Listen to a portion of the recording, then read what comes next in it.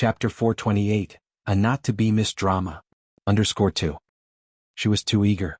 She was dying to expose Li Xiangxian's ugly facade to Mo Baichuan, and finally she was given this chance to pay back for the insults Li Xianxian has thrown at her in the Japanese restaurant the other day. Zheng Xianjing was now both anxious and delighted. On the way down the stairs she wasn't paying attention and bumped into a person. A ghost. Zheng Suyu made a scared gesture and ran upstairs, not daring to look back.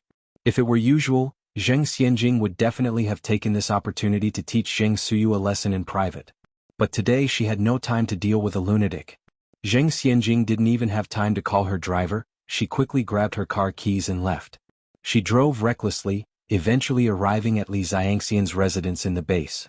The base had tight security, but Zheng Xianjing's face was her pass. After all, she grew up with Mo Baichuan, so she had been to the base hundreds if not thousands of times. Zheng Xianjing parked her car under Li Xiangxian's apartment building, then climbed up to the second floor. The door was not locked from the inside, so Zheng Xianjing opened it in one push. The two inside having a drink were startled by this sudden interruption. Mo Baichuan was fairly calm, while Li Xianxian became so spooked that she turned pale and her voice was trembling. "Sister Xianjing is here. What are you afraid of now that I'm here? Nothing is more frightening than having a guilty conscience." Li Xianxian was reacting way too strangely, making Zheng Xianjing even more convinced that something had been added to the wine. "I am not afraid." Li Xianxian forced a grin, put down her wine glass. "Sister Xianjing, please have a seat. I didn't know you were coming, so I didn't prepare a set of tableware for you. I hope you don't mind." Zheng Xianjing didn't accommodate her at all. She walked up to the table, picked up Mo Baichuan's wine glass and took a sniff. "Brother Baichuan, you can't drink this." "Sister Xianjing, this wine is a pale purple from F country, why can't I drink it?" Li Xianxian had calmed down a lot now and stood up to retrieve the wine glass from Zheng Xianjing, but was skillfully avoided. Mo Baichuan looked at the two in confusion. Zheng Xianjing sneered, "Li Xianxian, stop acting innocent. Do you not know what you've done wrong?" Li Xianxian shook her head helplessly. "Sister Xianjing, what on earth are you talking about? I don't understand." Zheng Xianjing looked at Li Xianxian with a mocking face. "Li Xianxian, can you stop pretending to be innocent? Sooner or later your deeds will be exposed. Stop acting." Li Xianxian turned pale and was so frightened that she even started tearing up. "Sister Xianjing, if you have anything to say, just say it directly. I really don't understand how I offended you. Why are you targeting me every time? If I really did something wrong, I'm willing to apologize to you." "I'm sorry, Sister Xianjing, I was wrong." At her words, Mo Baichuan turned to look at Zheng Xianjing, studying her more closely. From the moment she entered the room, Zheng Xianjing was accusatory, while Li Xianxian remained weak and understanding. Even though Zheng Xianjing's accusations had become very harsh, Li Xianxian chose to swallow her pride and apologize to Zheng Xianjing. Could an ordinary person have this kind of magnanimity? Perhaps Li Xianxian was really a rare good girl, and he shouldn't have started dating her just to stir up jealousy in An Yang. That would be using her. With this thought, Mo Baichuan was filled with guilt. It was he who had wronged Li Xianxian. "Xianjing, you've gone too far." Mo Baichuan frowned slightly. Li Xianxian managed to hide a smile. In her previous life, she was well versed in human psychology. She knew that the defender always had the advantage. As long as she took the initiative to apologize, even if she was in the wrong, she would appear right. "You think you can outsmart me, Zheng Xianxian? You're too naive." "Brother Baichuan," Zheng Xianjing turned to Mo Baichuan and said, "Li Xianxian put an aphrodisiac in this wine. She's trying to trap you. You mustn't be fooled by this wicked woman." "Aphrodisiac?" Upon hearing this, Mo Baichuan's face instantly changed.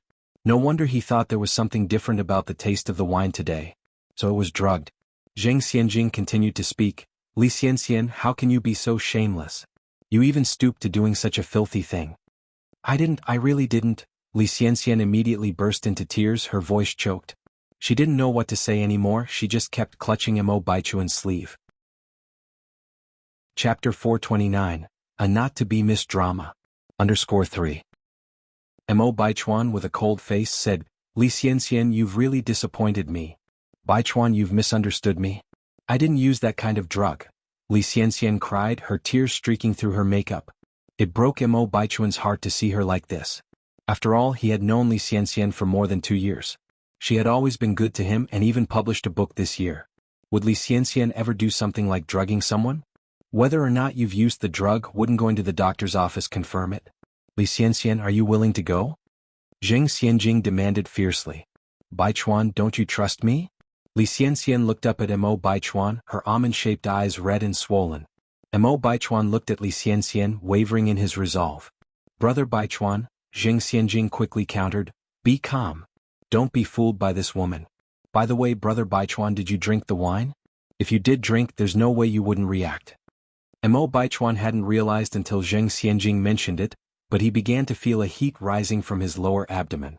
Mo Baichuan grabbed Li Xiangxian's arm, come with me to the doctor's office. Zheng Xianjing held the wine glass, her eyes gleaming with malicious pleasure. I didn't use that kind of drug. Li Xianxian cried out indignantly, exclaiming, I want go. Zheng Xianjing scoffed, the innocent are always without fear. If you're innocent, why are you afraid to go? Baichuan, I really haven't. Believe me, Li Xianxian pleaded with teary eyes, directing her plaintive gaze at Mo Baichuan, this will affect my reputation for life. I hope you consider it all very carefully. Let's go. Mo Baichuan had completely lost trust in Li Xianxian, as his feeling of warmth had only gotten stronger. It was strange, he even felt like he was breaking into a sweat. Mo Baichuan pulled Li Xianxian all the way to the doctor's office while Zheng Xianjing followed, grinning triumphantly. The doctor in the office was a high school classmate of Mo Baichuan's, named Yin Xiaoqing. Mo Baichuan took the wine glass from Zheng Xianjing and handed it to Yin Xiaoqing. Help me verify if there's anything wrong with this wine. Without asking any further questions, Yin Xiaoqing accepted the glass and retired into the lab. Wait for me for 10 minutes. Li Xianxian watched as the lab door shut, her face a complex mix of emotions. Zheng Xianjing looked at Li Xiangxian's despair with a gratified smile. Who would have thought the impressive Li Xianxian would be reduced to this? After 10 minutes, the lab door reopened. Yin Xiaoqing in his full lab gown walked out. The smug look on Zheng Xianjing's face was brighter than ever. Mo Baichuan rushed up to him immediately. So, how was it? Yin Xiaoqing removed his mask. Nothing is wrong with the wine, but how about you too? What is the problem? The wine is okay? Zheng Xianjing's face changed instantly. She blurted out, Brother Yin, are you sure you were correct? How could the wine be fine? Li Xianxian definitely drugged the wine.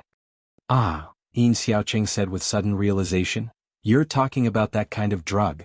I told you there's a drug. Zheng Xianjing sighed in relief. Yin Xiaoqing asked, puzzled, what's wrong with the drug? Is there a problem? Mo Baichuan cleared his throat, speaking softly, can we talk privately? After all, he thought being drugged wasn't something to be proud of. After hearing the full story, Yin Xiaoqing laughed.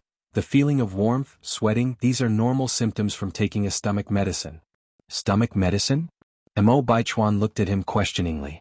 What stomach medicine? Yin Xiaoqing continued, the stomach medicine that was soaked in the red wine. Didn't Xianxian tell you? In order to help your stomach, she came to me for advice many times. Li Xianxian stood to the side, her face revealing neither elation at her vindication nor indignation, but a calmness that hit Mo Baichuan like a pang of guilt. Xianxian, I'm sorry. Mo Baichuan struggled to speak those words. He had never apologized to anyone in his life. Li Xianxian was the first. Li Xianxian forced a smile, fighting back tears as she looked at Mo Baichuan. I guess it's my fault too.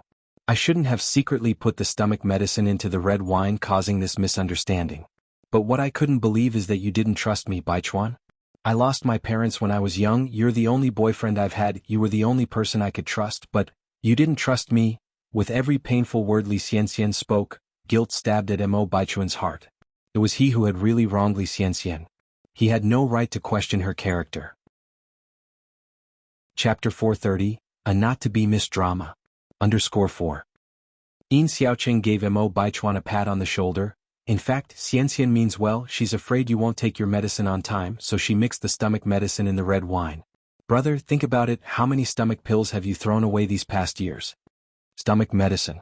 There was actually stomach medicine in the red wine. Even Zheng Xianjing was stunned this time. Wasn't it that kind of medicine? How did it turn out to be stomach medicine? What exactly was going on? Zheng Xianjing glanced over at Li Xianxian, who smirked at her, the corner of her mouth filled with provocation. Now Zheng Xianjing understood everything. This was clearly a trap Li Xianxian had intentionally set for her. All was pre-planned by Li Xianxian. You vile woman. You schemed against me. Unable to bear such humiliation, Zheng Xianjing stormed over and slapped Li Xianxian hard across the face. Li Xianxian's head jerked to one side, a trace of fresh blood oozing out of the corner of her mouth. Sister Xianjing, I didn't. Zheng Xianjing. Enough is enough. Mo Baichuan seized Zheng Xianjing's wrist and gave it a rough swing. Zheng Xianjing staggered, almost falling. Brother Baichuan, we have been friends since childhood. You've only known Li Xianxian for 2 years. Please believe me. It's Li Xianxian who's deliberately framing me.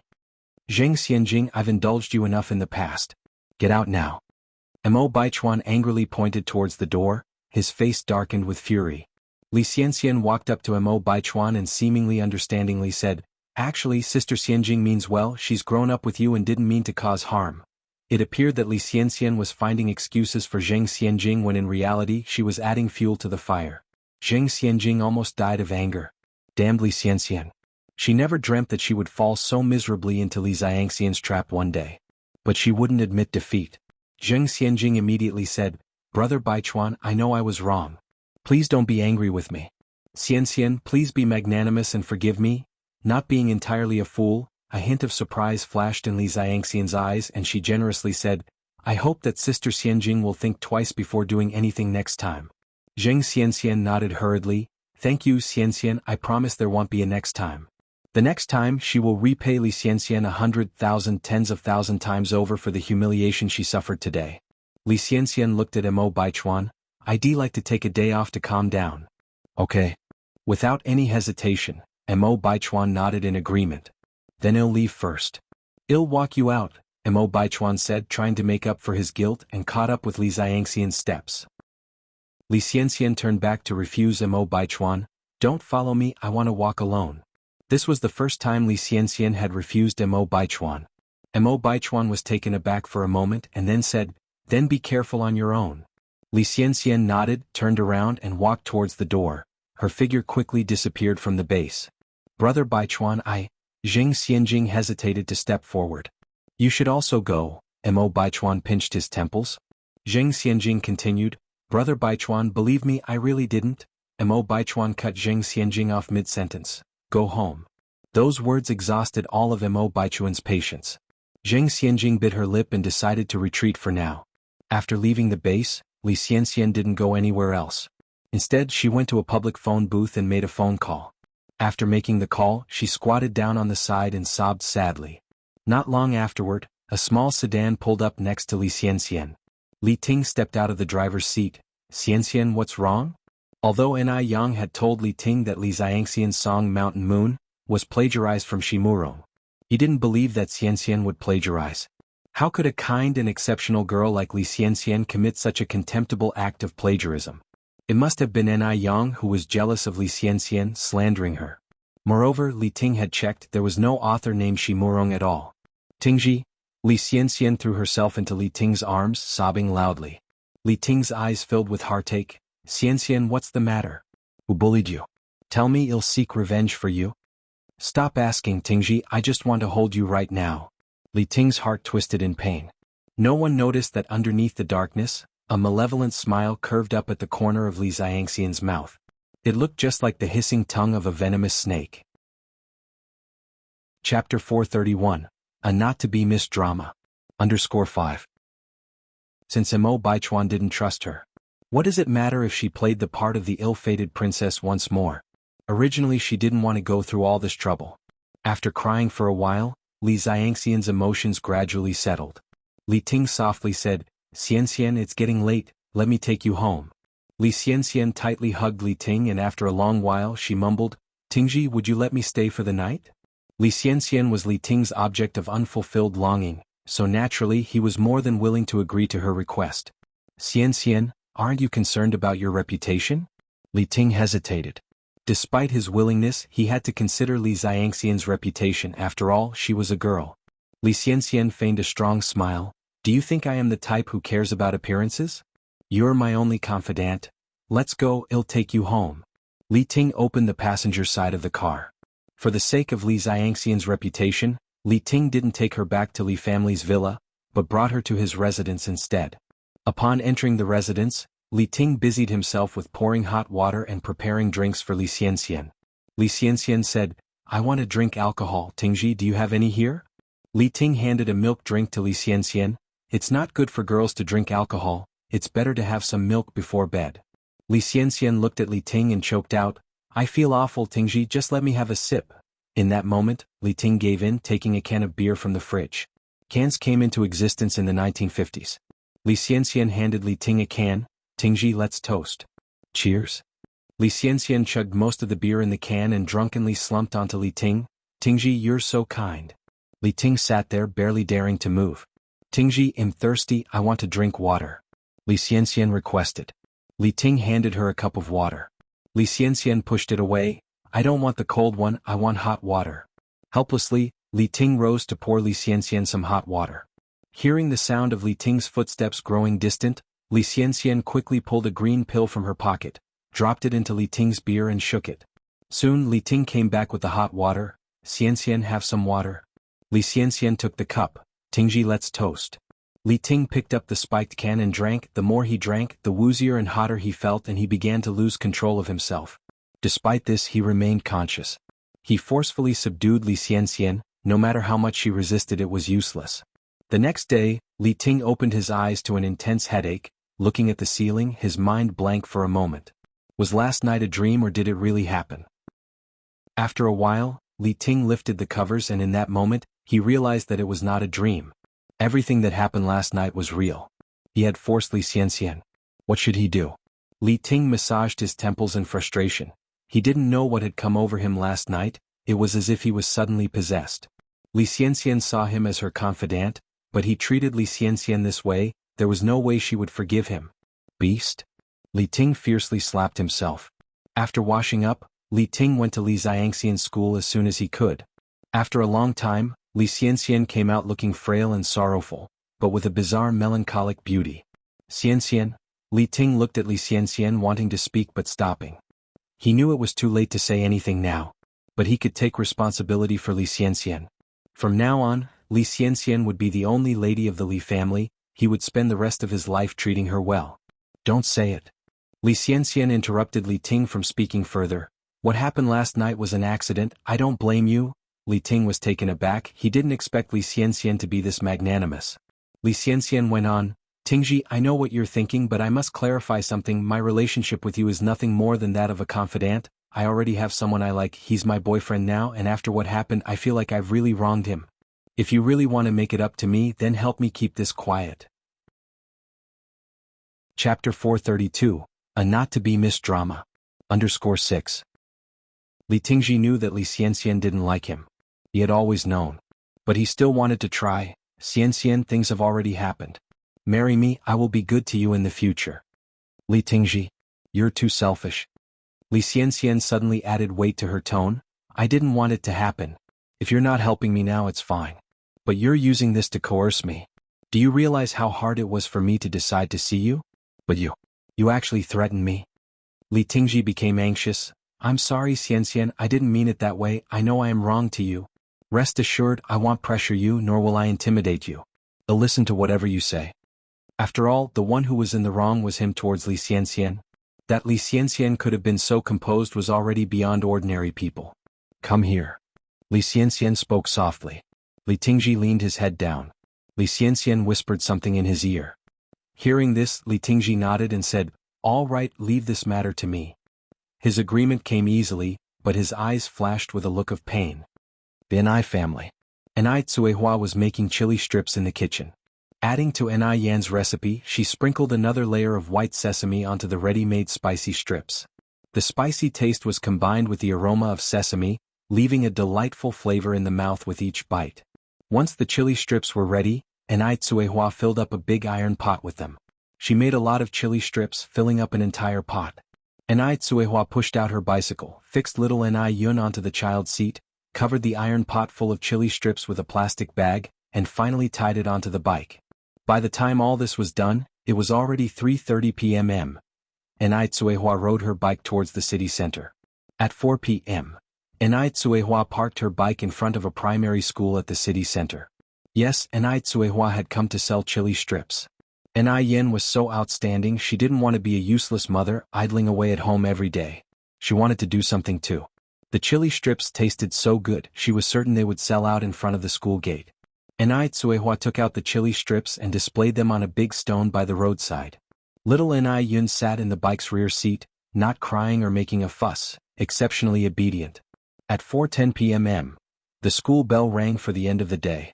Ding ding ding, a crowd of primary school students in school uniforms swarmed out. Enai Tsuehua, standing by the roadside, suddenly felt a little nervous. Coming out to sell something for the first time, she didn't know what to do. There were also others nearby selling buns and snacks, who didn't need to do anything for the children to rush to them. Some wanted the sesame candy costing 5 yuan and others the sugared ice costing 3 yuan. Yet not a single student came to her. It was her first day setting up a stall and the big iron pot wasn't filled with colorful candies or delicious juice, so the children, not knowing what she was selling, naturally wouldn't come over. What should she do now? Enai Tsuehua wanted to call out but lacked the courage. She didn't know how to call out and felt extremely embarrassed. So when all the students had left, Enai Tsuehua hadn't sold a single chili strip. This was a bit beyond Enai Kuihua's expectations. She had thought that it would be easy to do business, but she encountered a setback the day she started selling chili strips. At 5:30 p.m. Enai Tsuehua left with her cart, critically reviewing why she couldn't sell any chili strips. The main reason was pride. Others didn't know what she was selling or if it was nice, so naturally she couldn't sell anything. No, she needed to find a solution. Enai Tsuehua thought about this as she cycled. The next day, Enai Tsuehua went to the school gate as usual. Unlike yesterday, she brought along a cushion fan today. When the students got out of school, she began to fan the air and announce, "Chili strips, 2 yuan each." The delightful aroma was successfully wafted out, and after shouting a few times, Enai Tsuehua found that it wasn't as embarrassing. Thus, she continued to call out a second time, a third time.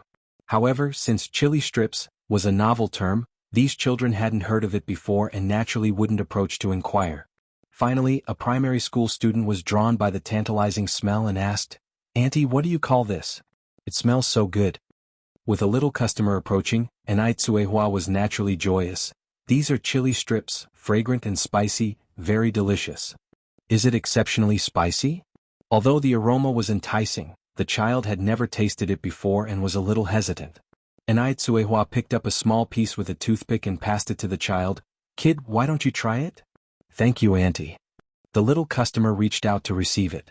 There wasn't a child capable of resisting chili strips. The spicy and numbing sensation was simply too good. Furthermore, Enai Tsuehua was generous with the seasonings, even adding her own special blend of spices, making the taste even more satisfying. People would hate to waste any bit, almost regretting not sucking their fingers clean. The little customer finished the bite-sized sample and was left wanting more. Immediately she asked, "Auntie, is it 2 yuan per chili strip?" "Yes." Enai Tsuehua nodded smilingly. "They'll take 3. The little customer immediately took out 6 yuan to give to Enai Tsuehua. Enai Tsuehua promptly wrapped the chili strips and handed them to her.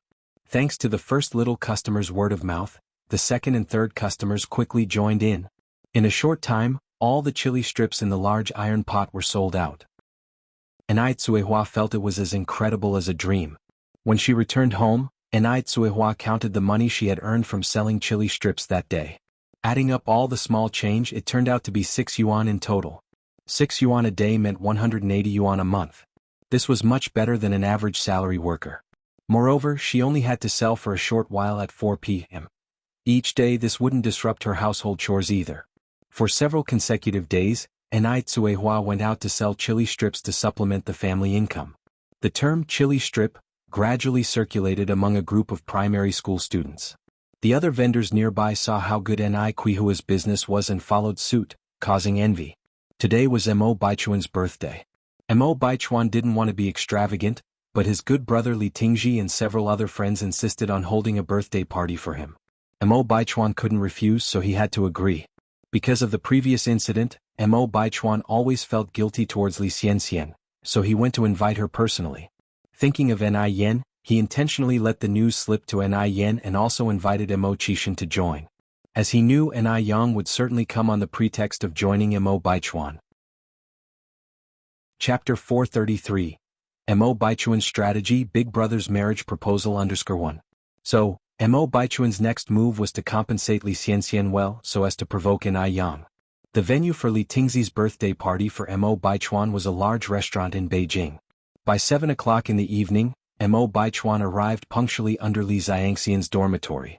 For her part, Li Xianxian showed up, looking beautiful and radiant before Mo Baichuan, not pretending to be ignorant, as though she had forgotten the incident of that day. Baichuan. Seeing Li Xianxian in such a magnanimous state deepened Mo Baichuan's guilt, and he took the initiative to open her car door. Sit. Thank you. Li Xianxian leaned in and sat.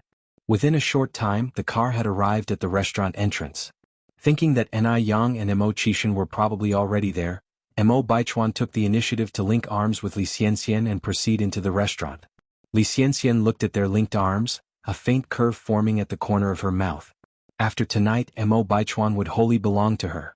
As soon as the two walked into the private room, they were showered with streamers by good friends hiding in the dark. Happy birthday. It was the first time for Mo Baichuan to introduce Li Xianxian to these friends, and the crowd teased him. Baichuan, who is the beauty beside you? Baichuan, won't you introduce her to us? Maintaining his composure, Mo Baichuan scanned his gaze across the crowd. This is my girlfriend Li Xianxian. Girlfriend? The iron tree that hadn't bloomed for 1,000 years has finally blossomed and he has a girlfriend. Everyone scrambled to greet Li Xianxian. She comported herself very well, showing the demeanor fitting to her heritage. Mo Baichuan's expression was a bit complicated, as Mo Qixin and Ni Yang were not among these people. Ni Yang didn't come? Where was Ni Yang? Usually, Ni Yang wouldn't skip a birthday party like this. Hadn't he let someone inform her? Could it possibly be that Ni Yang was on her way now? Yes, Ni Yang must be en route. Mo Baichuan withdrew his gaze nonchalantly. After their friends made a ruckus in the private room, when it was time to order dishes, neither Mo Qixin nor Ni Yang had come. Was Ni Yang trying to make a late grand entrance to attract everyone's attention? Considering her character, this was likely. Mo Baichuan didn't wait for Ni Yang and passed the menu to Li Xianxian for her to order the food. All of this was observed by Li Tingji, who was sitting across from them. A murky light flashed in his eyes and his fists clenched inside his sleeves. No one can understand the feeling of pushing the person you love most into another man's arms. It hurts his heart. But he had to keep it to himself. Just as almost all the dishes had been served, the door of the private room was pushed open again. Without a second thought, he knew Mo Qixin and Ni Yang must be the ones who came. Looking up, Mo Baichuan saw Mo Qixin as expected. He knew Ni Yang would come eventually. A mocking gleam flashed in Mo Baichuan's eyes. Nephew, happy birthday. I got held up and came late. Mo Qixin still seemed frivolous and careless as ever. The rest of the table showed disdain towards Mo Qixin's arrival. He was nothing more than a good-for-nothing. He wasn't worth their extra glance. If Mo Qixin weren't Mo Baichuan's uncle, he wouldn't even have the privilege to share a table with them. Although there were plenty of spoilt brats among the upper class, none was as utterly worthless as Mo Qixin. Uncle. Mo Baichuan stood up politely, pulling out a chair for Mo Qixin. Mo Qixin took the seat without refusal, examined the room with his eyes, sat in the first position nonchalantly, chest folded, legs on the table, the very picture of a spoilt brat. A useless person wasn't scary. What was disturbing was that he didn't feel embarrassed about his actions but acted presumptuously. How did the 100-year-old Mo family end up with such a person? Everyone else at the table shook their heads helplessly. Mo Baichuan glanced casually at the restaurant entrance, furrowing his brows subtly. Did only Mo Qixin come? Where was Ni Yang? Why didn't Ni Yang come with Mo Qixin? Had they broken up? If they indeed had broken up, would Ni Yang start taking steps to attract his attention next? Couldn't she hold back anymore? He knew it, Ni Yang couldn't have been infatuated with a worthless person like Mo Qixin. A sneering light flashed in the depth of Mo Baichuan's eyes. Li Xianxian, looking at Mo Qixin with a smile, asked the question that lingered in Mo Baichuan's heart. Uncle, how come your fiancé did not come with you? Chapter 434. Mo Baichuan's Tactics, Bigwig's Proposal _2. The future sixth aunt-in-law? Upon hearing this, everyone else around was stunned. Mo Qixin has a girlfriend now. Who knows which girl is blind enough to be with this useless Mo Qixin? It must not be a decent girl, probably a gold digger out of the slums, only interested in the Mo family's fortune to date Mo Qixin. Otherwise, could this useless Mo Qixin possibly find a girlfriend in their circles? A gold digger and a good-for-nothing, what a perfect match they must be. Upon such thoughts, everyone's gazes became even more contemptuous. Without caring about the disdain from others, Mo Qixin picked up his glass, took a sip of red wine and coldly said, Your sixth aunt is afraid of being bothered by some mad dog. A mad dog?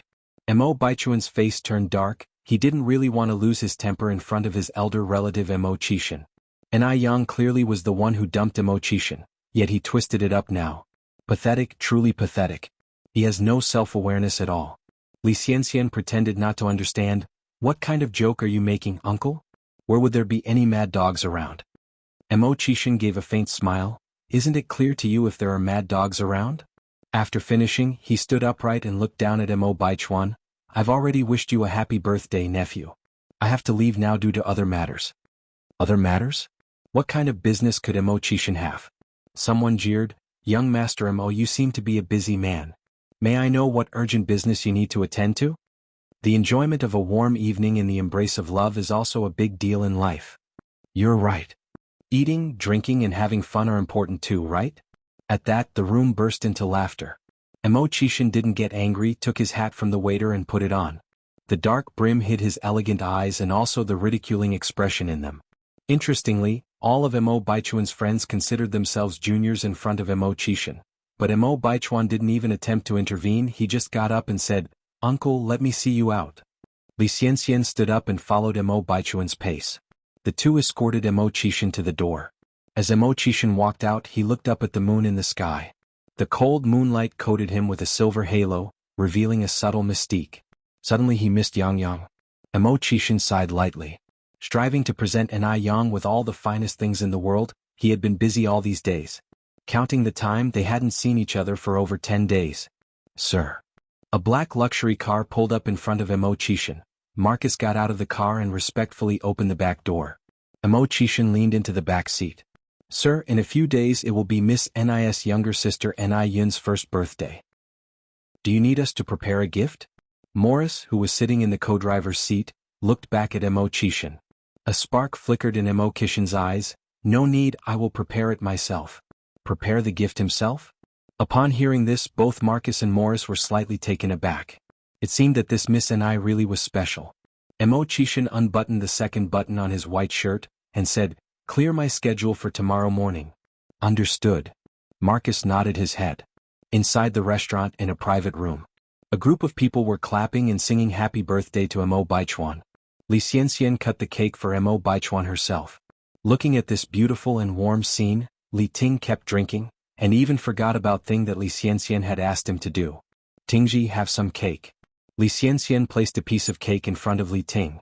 Li Ting took one look at her and came back to his senses. Thank you, sister-in-law. Yes. Now he ought to call Li Xianxian sister-in-law. Because everyone in the private room was calling her sister-in-law. If he didn't, it would undoubtedly arouse suspicion. No worries. Li Xianxian smiled gently, but the look in her eyes served as a reminder. Li Ting immediately understood the meaning in Li Xianxian's eyes and raised his glass, looking towards Mo Baichuan.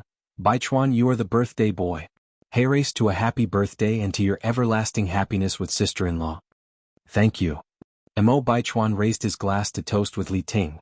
Then Li Ting continued, let's all make sure we're drunk before we go home. Yes. Let's get drunk. The rest of them echoed in agreement. Chapter 435. Mo Baichuan's Tactic, Big Boss Proposal _3. One drink, then two. Gradually Mo Baichuan's head was getting dizzy. Li Xianxian tried to dissuade him. Baichuan, please stop drinking. You're becoming drunk. Li Tingji laughed. Sister-in-law, Baichuan has a good alcohol tolerance. How could he be drunk? Exactly. Baichuan once drank a bottle of white wine in one gulp. Mo Baichuan was normally very disciplined and rarely drank. On the rare occasion that people had the chance to drink with him, they were not about to let him off so easily. I'm fine, don't worry. Mo Baichuan turned to look at Li Xianxian. Frustrated, Li Xianxian sighed. As the drinks continued for 3 hours, countless empty bottles littered the ground.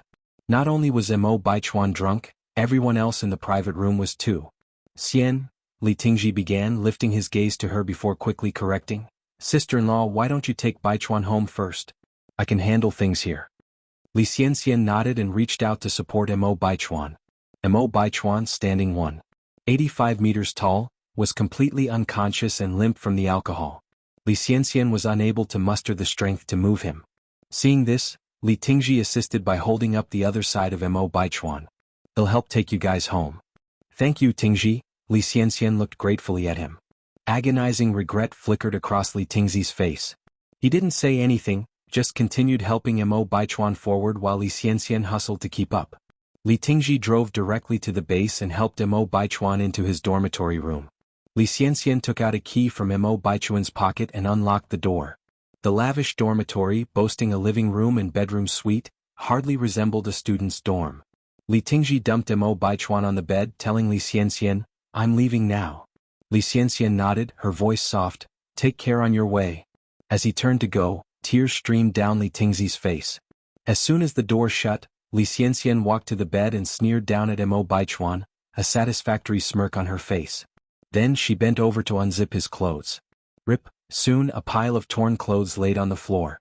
Normally, men who are severely drunk have no physical reactions, but Li Xianxian did not care. She had calculated precisely that it would be her ovulation period the same night she spent with Li Tingji. Li Xianxian turned the unconscious Mo Baichuan over and positioned him on top of her. The next morning, as soon as the sunshine seeped in through the window, Mo Baichuan opened his eyes. Something's felt off underneath the covers. As if someone were hiding there. Was he dreaming? Mo Baichuan looked down and suddenly snapped awake. What the hell was happening? Why was Li Xianxian in his bed? Mo Baichuan felt a terrible headache. His mind was blank, unable to remember what had happened the night before. What had happened? He was pretty confident about his self-control. How could he have lost his inhibitions after drinking? Pinching his temples to alleviate his irritation, Mo Baichuan glanced at the torn clothing strewn on the ground, and immediately felt a pit in his stomach. Could it be that he had forced himself on Li Xianxian? Just then a piercing scream echoed throughout the room. Ah! Li Xianxian, who had apparently woken up at some point, was gripping the bed covers, her face pale, her entire body trembling. "Xianxian, I have no idea what happened." Mo Baichuan was at a loss, unsure of where to begin explaining. Gulping nervously, Li Xianxian tried to regain some calm. "You don't say anything. Let me collect my thoughts." After saying this, she wrapped herself in thin covers and walked toward the bathroom. With the blanket taken, a bright red stain was glaringly obvious on the white sheets. Almost too glaring. Was this Li Xiangxian's first time? Mo Baichuan's frown deepened even further. After hurriedly dressing himself, he sat down on the sofa, lit a cigarette and began to furiously puff smoke. Did Li Xianxian set him up? Ordinarily he had good tolerance. Even when drunk he wouldn't become unruly or violent. He would only quietly sleep. How could something like this have happened? Also, why was Li Xianxian in his dormitory? Chinese name squinted his eyes. After a while, Li Xianxian finally emerged, wrapped in covers, from the bathroom. "Baichuan." Li Xianxian initiated the conversation. Mo Baichuan looked up at Li Xianxian. Li Xianxian resumed, "Last night was an accident. We're both adults and I'm also responsible for it. Don't blame yourself or feel guilty. Don't worry, I won't hold you responsible or make any unreasonable demands." Chapter 436. Mo Baichuan's Strategy, Big Brother's Marriage Proposal _4. Upon hearing this, a hint of guilt appeared on Mo Baichuan's face. "Rest assured, I am not the kind of person who shirks responsibility. Some things were done and couldn't be undone." Li Xianxian was an innocent young woman who had followed him. It would be unfathomable for Mo Baichuan to deny her now. Li Xianxian said solemnly, "Baichuan, I don't want you to take responsibility just for the sake of it. Although we are boyfriend and girlfriend now, I can tell that you don't really like me. So let's break up." Break up? Mo Baichuan was astounded. He had never expected Li Xianxian to bring up breaking up. If this was truly a trap set by Li Xianxian, would she propose breaking up? Who would ever gamble with their own reputation and dignity? For a moment, Mo Baichuan suddenly found the situation confusing. "Are you sure you want to break up?" Mo Baichuan turned his head to look at Li Xianxian. "Yes, I'm sure." Li Xianxian nodded firmly, "Let's break up. I will move out of the base as soon as possible, and that way there will be no pressure on either of us." "All right." Mo Baichuan nodded, "Then let's break up." He was curious if Li Xianxian would really move out. As Li Xianxian curved her lips into an imperceptible smile, a flicker of disdain flashed in her eyes. So this was how lightly he took her in his heart. He didn't even try to keep her when faced with a breakup. Luckily she was prepared for this. This time she was determined to hold on to Mo Baichuan's heart tightly. "Goodbye." Li Xianxian wrapped herself tightly in the quilt and moved towards the door. Halfway there, she turned back to look at Mo Baichuan. Don't worry, I will leave quietly without causing any disturbance. After leaving Mo Baichuan's dorm, Li Xianxian went to her own dorm, changed her clothes and took her luggage to leave the base. Without any reluctance or regret. Just as Li Xianxian left, the dorm phone rang. Mo Baichuan walked over and picked it up. Hello. Baichuan, it's me. Li Ting's voice came from the other end of the phone. Mo Baichuan cleared his throat, then asked, Tingji, what's up? Li Ting asked with concern, you and sister-in-law were all right last night, right? Why do you ask? Mo Baichuan furrowed his brows slightly. Li Ting then asked, Baichuan, do you really have no recollection of what happened last night? Last night, what exactly happened? Li Ting continued, this is what happened. Last night you drank too much and you were holding sister-in-law's hand tightly, not letting it go. In the end you started acting unruly.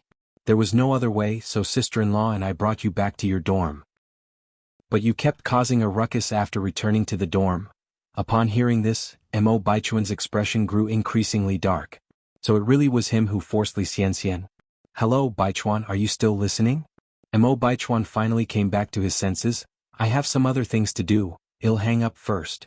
After hanging up the phone, Mo Baichuan went to Li Xianxian's dorm, only to discover that Li Xianxian had already taken all her clothes and left. Meanwhile, somewhere else. Mo Qixin came to Jinghua village early in the morning and the villagers greeted him warmly. Xiaomo is here. Mo Qixin graciously replied with, hello uncle, hello aunt, even handing out cigarettes to the men, which made all the elderly men and women beam with smiles. In no time he reached the courtyard of the Ni family. Mo Qixin stood in front of the courtyard and politely knocked on the door. Who's there? Ni Tsuehua came out. Seeing Mo Qixin, she immediately replied brightly, Xiaomo is here, come in. Aunt, where's Yang Yang? Mo Qixin looked around the courtyard. Yang Yang went to the river to do laundry. Ni Tsuehua replied. Doing laundry at the river? Mo Qixin frowned sympathetically. Hadn't he bought a washing machine already? Why did Ni Yang still need to go to the river to do laundry?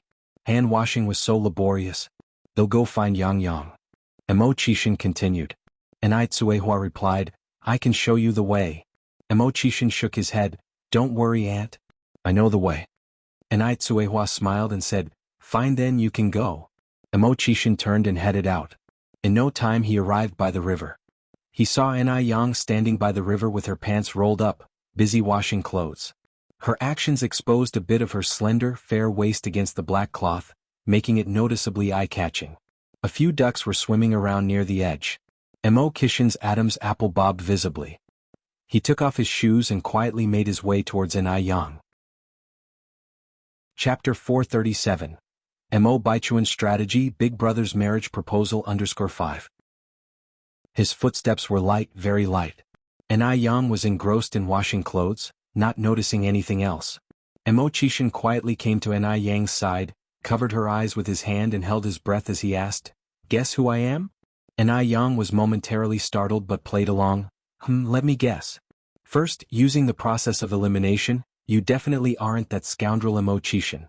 Her long eyelashes brushed against Mo Qixin's palm, causing a slight tickling sensation. From Mo Qixin's angle, he could see straight down Ni Yang's neckline. Don't peek when it's inappropriate. Mo Qixin quickly averted his gaze from the sight, looking at the wild ducks on the river, silently chanting a mantra to clear his mind several times. Ni Yang pinched Mo Qixin's hand. Scoundrel, let go of me now. A patch of water immediately wet Mo Qixin's hand. He quickly came to his senses, releasing Ni Yang, somewhat surprised. Yang Yang, how did you know it was me? Ni Yang raised an eyebrow slightly, playfully retorting, because our hearts are connected. As it turned out, Mo Qixin was indeed not immune to teasing. His face instantly turned red. Really? Really? Ni Yang laughed. Of course it's true. So, Brother Mo, what brings you here today? Mo Qixin held Ni Yang tightly, burying his head in her neck, deeply inhaling the fragrance of her hair. Because I missed you. He really missed her. He didn't know how to describe this strange feeling. Yang Yang, do you miss me? Mo Qixin continued to ask. Ni Yang nodded. Really? Mo Qixin was overjoyed. Really? Yang Yang, I really like you a lot. Mo Qixin said seriously, I feel like I can't live without you in this life, I want to be with you forever. Ni Yang asked, forever is a long time, are you certain that when I'm old and wrinkled you'll still feel the same as you do now? Perhaps it was because of too many past experiences, and Yang had a hard time believing in love. She wasn't sure how long Emo Kishin's affection for her could last. Who knows what could happen in the future? Yang, I'm 10 years older than you, I'll get old before you, I'll develop wrinkles before you do, as long as you don't mind me, I will always be there to protect you. As it turns out, Emo Chishin was the one who felt insecure. He was afraid that one day Yang would think he was too old. After all, there was a 10-year gap between them. Don't worry, I won't mind you getting old. Yang tightened her hold around his waist. Really? Emo Chishin seemed to be in a dream. Yang was serious. Really? Emo Chishin continued, wife, when are we getting married? Cough, cough, cough. This scoundrel Emo Chishin is too presumptuous. She's just 18 and he's already thinking about marriage. Yang was nearly choked by her own saliva, and she pushed Emo Chishin away. Scoundrel, what are you thinking? Caught off guard, Emo Chishin plopped down into the water, sitting there. I'm sorry, brother Emo, are you okay?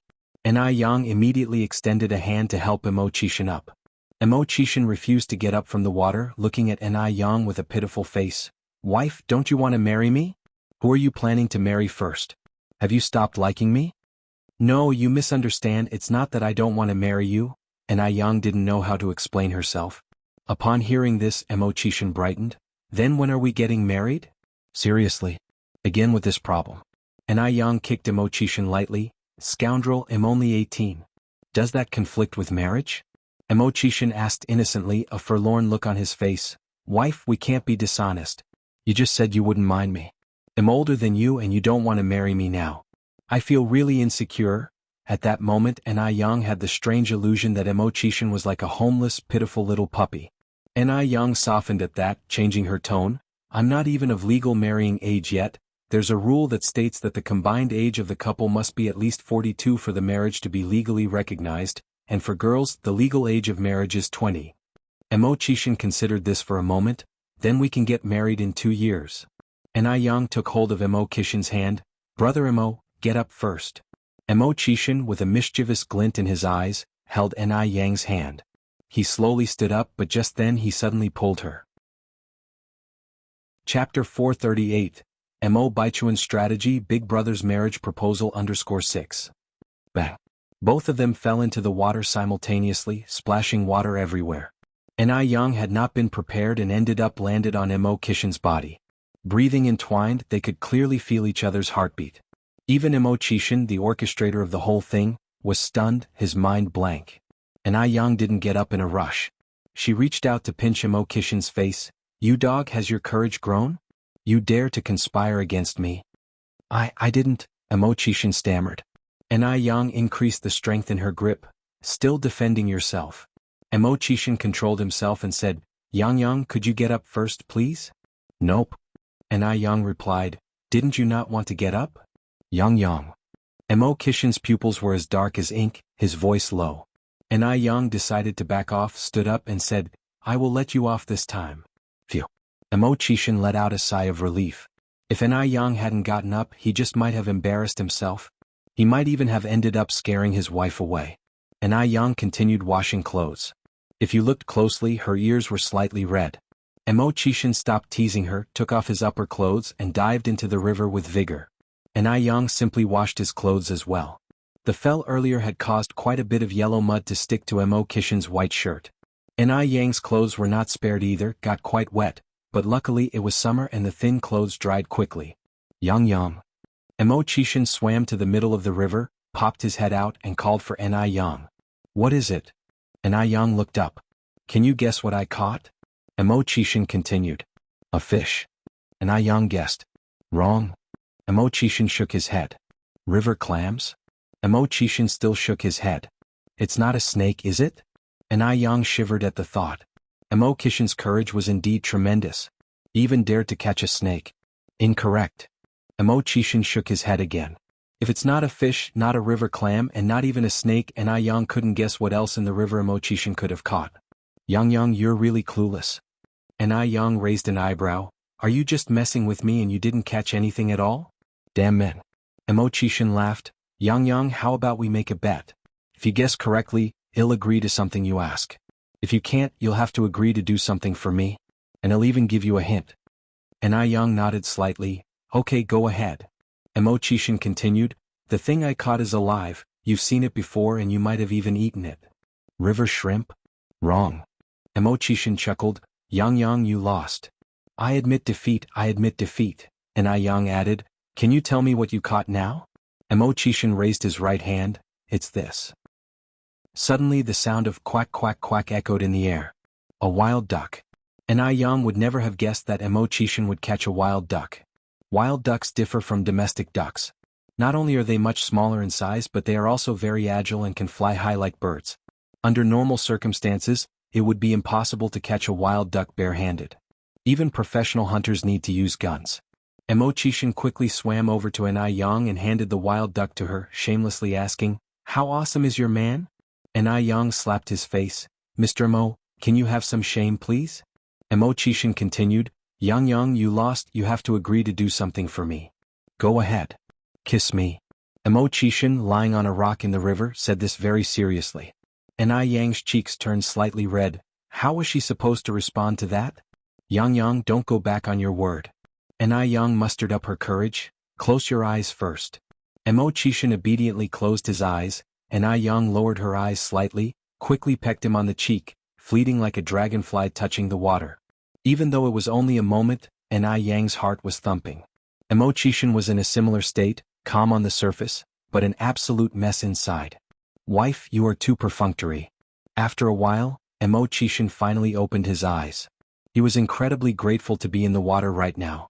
Ai Yang knocked his head with a look of disgust on her face. Your face stinks. Stop acting smart after scoring points.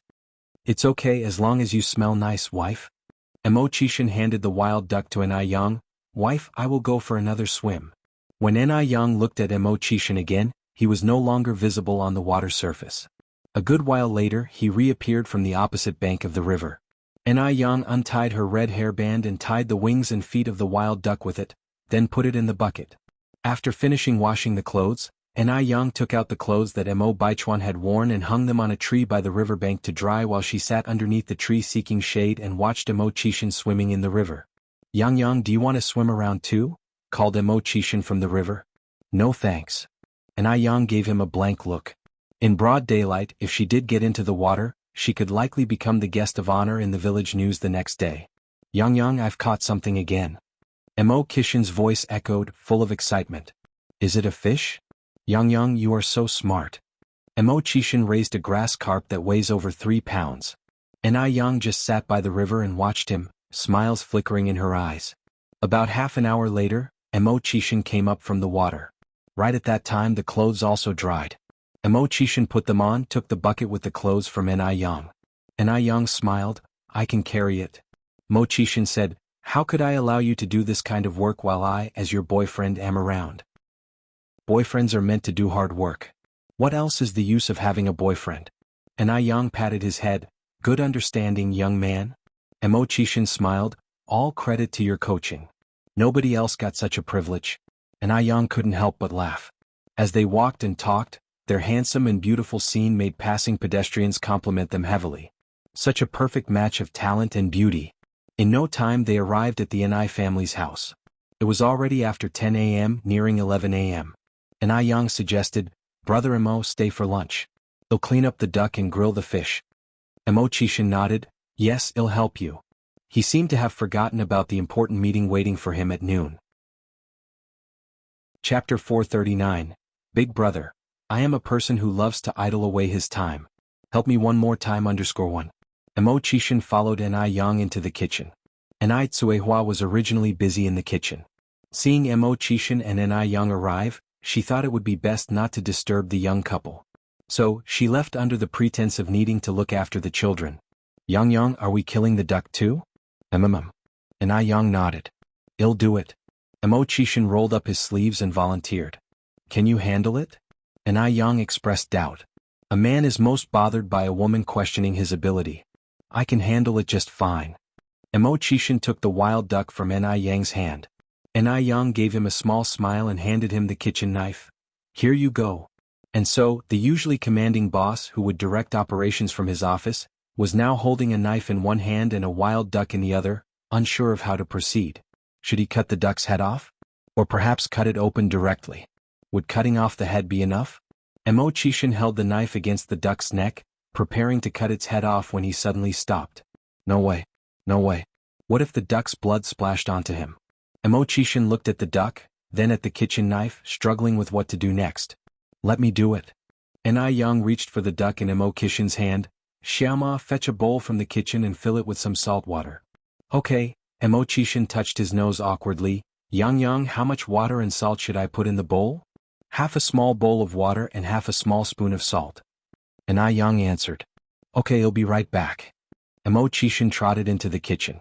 Although he couldn't handle killing the duck, simple tasks like this were no problem for Emo Chishin. He quickly came back with the salt water. Yang, here. You can leave it on the floor. Enai Young then said, Xiaoma, can you hold the duck's feet and wings? Okay. Emo Chishin obediently did as he was told. Enai Young held the duck's head, the sharp knife instantly aimed at the duck's neck. The bright red blood dripped into the bowl of salt water. She acted swiftly without hesitation. This left Emo Chishin shocked. His wife was incredibly skilled. Even at killing ducks she made it look cool. This was the second time Enai Young had impressed Emo Chishin, the first time being when she effortlessly opened a bottle cap. After killing the duck, Enai Young brought 2 bottles of hot water, then looked at Emo Chishin. Xiaoma, can you pluck the feathers? Yes. If he couldn't handle this he would surely lose favor with his wife. Just plucking feathers, right? It's as easy as pie. Emo Chishin put the duck into a wooden basin, poured boiling water over it, and began to pluck the feathers. As it turned out, plucking feathers was indeed much simpler than killing the duck. In a short while, Emo Chishin had finished prepping the duck. Yang, the duck is ready. Enai Young was busy with the grass carp and without raising her head said, Thanks for your hard work, Xiaoma. It's no trouble. Emo Chishin's face turned slightly red and he volunteered to stoke the fire beneath the stove. Enai Young was cooking by the stove. The two of them worked well together, and soon the small kitchen was filled with the fragrance of food. For lunch there was spicy and fresh grilled fish and a delectably soft and rich duck soup. Paired with a sour and spicy cucumber salad, the taste was beyond delicious. Emo Chishin ate 2 big bowls of rice in one breath, feeling like it still wasn't enough. After the meal, Emo Chishin volunteered to wash the dishes. Enai Tsuehua laughed.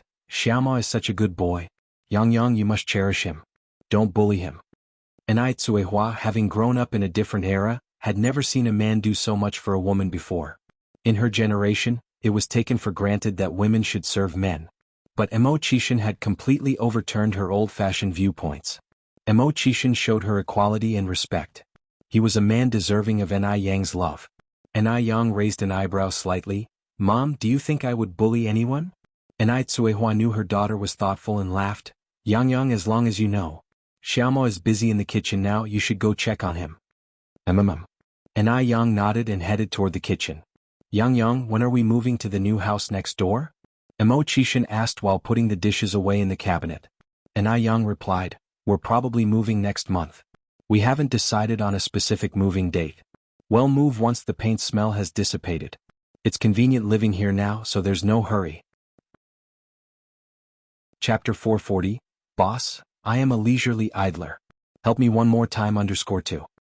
The newly renovated house had excessive formaldehyde levels, which wouldn't be good for little Enai Yun's health if we moved in too early. Emo Chishin continued, Remember to inform me when you move. Okay. Enai Yang walked over to Emo Chishin. Brother Emo, don't move. What's wrong? Emo Chishin couldn't control himself as Enai Yang suddenly came close. Don't move. Enai Yang stood on her tiptoes and a fragrance that was like neither bamboo nor orchid wafted over. What was Enai Yang trying to do? What was she planning by standing on her tiptoes? Was she going to kiss him? If she wanted to kiss him, she didn't need to tiptoe. He could squat down. How embarrassing this was. Emo Chishin's heartbeat suddenly quickened. Thump, thump, thump, as if it was about to jump out of his chest. Pop. A faint sound was heard in the air. Emo Chishin was stupefied for a moment. He thought Enai Yang was going to kiss him, but instead she just slapped him lightly on the forehead. Brother Emo, look what I got. Enai Yang showed her palm to Emo Chishin. Emo Chishin lowered his gaze slightly, only to see a mosquito with a trace of blood in Enai Yang's palm. So she was just killing a mosquito. Although Mo Chishan was a bit disappointed, he still flattered her. Yang, you're so awesome. Downtown business building. Morris and Marcus were anxiously pacing around the building. The duo kept checking their watches, wondering, why hasn't the boss arrived yet? The meeting was supposed to be at 12 o'clock, and now it's after 1 o'clock, but there's still no sign of Mo Chishan. Mo Chishan has always been disciplined, never late to meetings large or small. They didn't know what was going on this time. Had something happened? Morris asked Marcus. Do you know where the boss went? Marcus shrugged. How would I know? The boss asked me to clear all his schedules for this morning, but he didn't tell me where he was going. Morris, with a worried look, said, Did something happen to him? In this era of underdeveloped communications, it's so inconvenient. If anything happens, we don't have any means of communication and we can only worry. Marcus said, TSK. Shut your gloom-mongering mouth. How could anything happen to the boss? I think he must have gone to see Miss Ni. Morris scratched his head. Impossible, right? It's almost the first birthday of Miss Ni's sister. If the boss wants to see Miss Ni, he wouldn't be so urgent. Who knows? Marcus added, there's an old Chinese poem that goes, a day without seeing you is like a decade in torment. I think the boss has really fallen this time. Hey Race, what we do? He'll wait here for the boss. You go find Wu Daming to visit Miss Ni's house and check whether the boss is there. Morris nodded. Okay, he'll go now. When Wu Daming arrived, Mo Chishan and Ni Yang were feeding birds in the yard. They were a beautiful and perfect couple, whispering to each other. The scene was endearing and pleasant to the eye. Brother 6. Wu Daming ran in, his face covered in sweat. What's up? Mo Chishan turned back with a smile. Although he was smiling, Wu Daming felt a chill down his spine. This Brother 6 was somewhat terrifying. With a thick skin, Wu Daming reminded him, Brother 6, Xiaomo and Xiaoma are searching for you everywhere. Only then did Mo Chishan remember about his meeting. He glanced at his wristwatch and saw it was already 2 o'clock. Well, it's already past 12, might as well spend some more time with my wife. And Yang said, Brother Mo, if you have something to do, you should go back with Wu Daming first. Don't delay your work. No problem. Mo Chishan replied without a care, what kind of official business could a man of leisure like me have? Wu Daming, if he hadn't seen it with his own eyes, he wouldn't believe that the man before him was Mo Chishan. Indeed, love can drive people crazy. Are you really sure it's okay? Yang raised her eyebrows slightly. It's really okay, continued Mo Chishan. If you don't believe me, you can ask Wu Daming. So, in the corner that Yang couldn't see, Wu Daming received another deadly glare. Wanting to live, he laughed and said, It's okay, Xiaomo and Xiaoma are just two idle youths. Apart from wanting to drink with Brother 6, what else could be so important? Sorry Morris and Marcus, you're being blamed for being idle and unproductive by me. In his heart, Wu Daming apologized silently to the outstanding young men Morris and Marcus. Yang smiled and said, That's good then. Oh, Wu Daming, we're planning to eat roast rabbit tonight, why don't you stay and join us? Chapter 441, Big Boss, I am a person who enjoys idling around. Help me one more time _3. Thanks, sister-in-law and I, but I won't be joining for dinner, Wu Daming declined politely. The roast rabbit was delicious, but he didn't want to be a third wheel. Just join us, you don't have anything better to do anyways. The more, the merrier, right? Yang held Mo Chishan's hand tighter. Right, Brother Mo? Wu Daming had helped her out a lot, and Yang sincerely wanted to show her gratitude. Yang was far from naive. She knew Wu Daming would listen to Mo Chishan, and if Mo Chishan nodded in approval, Wu Daming would certainly stay. Mo Chishan nodded his head. Your sister-in-law is right. Wu Daming was about to say something else when Mo Chishan looked at him, his tone bland. Are you too busy? Wu Daming immediately changed his tune. No, not busy at all then, sorry for intruding, sister-in-law. Yang chuckled. You're not an outsider. Mo, why don't you go keep Daming company inside while I catch the rabbit? The rabbit meat needed to be marinated in advance so it would be flavorful during the barbecue. Wu Daming said, I want to walk around the village. Don't bother with me, go about your business. That's fine too. Mo Chishan nodded, just make sure to be back in time for dinner. His message was to stay away until it was dark. Wu Daming got the hint. Don't worry brother and I'll be back soon. After saying this he turned and left. Yang and Mo Chishan went to catch the rabbit. There were 7 rabbits in total.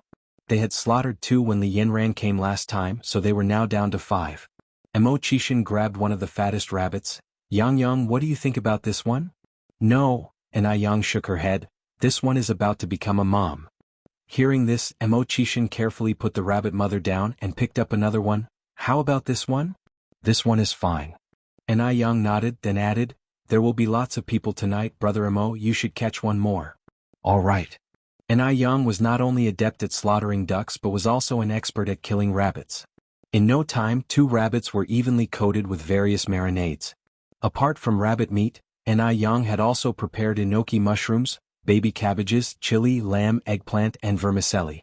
At this time, barbecues were not yet as popular as they would become in later years, and skewers were not available in the countryside. So, Yang and Mo Chishan went to the bamboo grove to cut some bamboo. Mo Chishan was very skilled with his hands, and Yang just described the shape of the skewers, and as he cut the bamboo, he also whittled the skewers for Yang. They were of uniform size just like what you could buy on the street. Yang marveled, Brother Mo, you're so skillful. Just so. The champion of the China swordsmanship competition, Missouri Chishan modestly downplayed his prowess. After making the skewers, Mo Chishan sat in the yard and skewered the food while Yang made the charcoal. Time passed second by second. In a blink of an eye, it was evening. By the time Chingray and Wu Daming returned, Yang had already prepared everything. The barbecue grill was long and people could sit on both sides, allowing everyone to grill and eat at the same time. Although it was summer, the mountain breeze made everything pleasantly cool. Oh, little Mo is here too. No wonder it's so lively today. Chingray greeted Mo Chishan enthusiastically. And Mo Chishan stood up politely. Chingray laughed, Little Mo, you don't need to be so formal with me. We're all family here, please sit. Finishing her sentence, she turned to Yang. Yang, what are we having tonight? Looking around, she didn't see any vegetables. Surely they weren't planning to feed them raw food? Yang replied, Aunt and I were having a barbecue tonight. We'll be grilling and eating. Oh. Chingray nodded, doubting in her heart whether grilling these seemingly dried-out potatoes and enoki mushrooms would actually taste good. As Yang grilled the vegetables, brushing them with oil and sprinkling chili powder and cumin powder, the sizzling of oil soon filled the air. It smelled so good. It made everyone salivate. Shortly after, Yang finished grilling a large batch of vegetables and served them to everyone. Delicious. Sister-in-law you're incredible. Wu Daming wolfed down his food as if he would even swallow his tongue if he could. Chingray quietly retracted her previous doubts. Yang had also grilled a corn on the cob especially for little Yun, who was nestled in Quihua's arms, chewing blissfully on the corn. Despite being just shy of 1 year old, his teeth were already quite formidable. Chapter 442, Big Boss, I am a person who loves to idle away his time. Help me one more time _4. Seeing everyone eating so contentedly made Yang very happy as well. She picked up the marinated bunny and began to roast its meat. Yang, you should have a bite too. Mo Chishan offered a strip of roasted potato slices to Yang's lips. Thank you. She opened her mouth and took a bite. Is it good? Mo Chishan asked. It's delicious. Yang nodded her head. Well then, let me have a taste. Mo Chishan opened his mouth and ate the remaining half slice of potato. Yang's face turned inexplicably red. She quickly lowered her gaze to others. Seeing that all eyes were not on them, she let out a sigh of relief and freed her hand to pinch Mo Chishan's waist. The sky above was illuminated with bright stars, and there was a lively atmosphere of joy in the small farmhouse below. Since that night, Mo Baichuan hadn't seen Li Xianxian for a week. At first he thought Li Xianxian, like Yang, was playing hard to get with him. But now it seemed like she was truly intent on breaking up with him, otherwise she wouldn't have disappeared for a week. Thinking about this, Mo Baichuan felt a pang of guilt. After all, it was he who had taken Li Xianxian's innocence. In 1980s China, relationships between men and women were not that open, and women viewed their chastity as incredibly important. Tingzi, what exactly happened that night? Mo Baichuan went to ask Li Ting because Li Ting was the only one who knew what had transpired apart from Li Xianxian.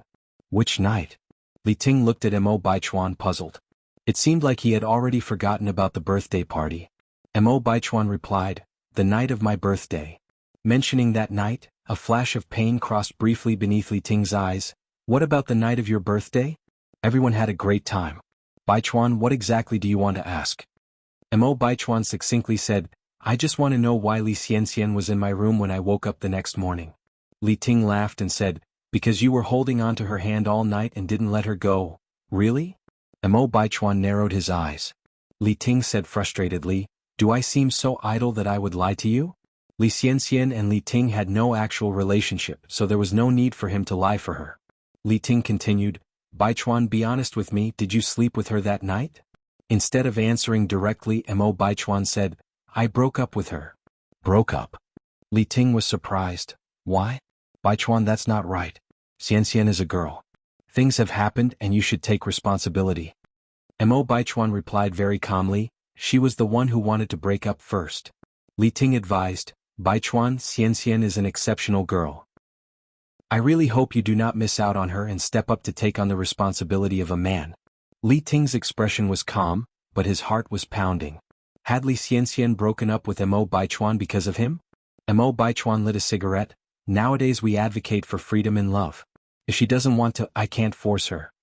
Li Ting sighed and a flicker of excitement appeared in his eyes. After leaving Mo Baichuan, Li Ting could hardly wait to find Li Xianxian. Xianxian, did you break up with Baichuan? Li Ting looked at Li Xianxian. Yes. Li Xianxian nodded. Xianxian, did you break up with him because of me? Li Ting asked excitedly. Li Xianxian bit her lip and then said, Tingji, I admit I did have a little interest in you, but I like Baichuan more. A heart can only love one person, so, I'm sorry, Tingji. I want to marry Baichuan, could you please help me again? When she said the last sentence, Li Xianxian held Li Ting's hand and looked deeply into his eyes.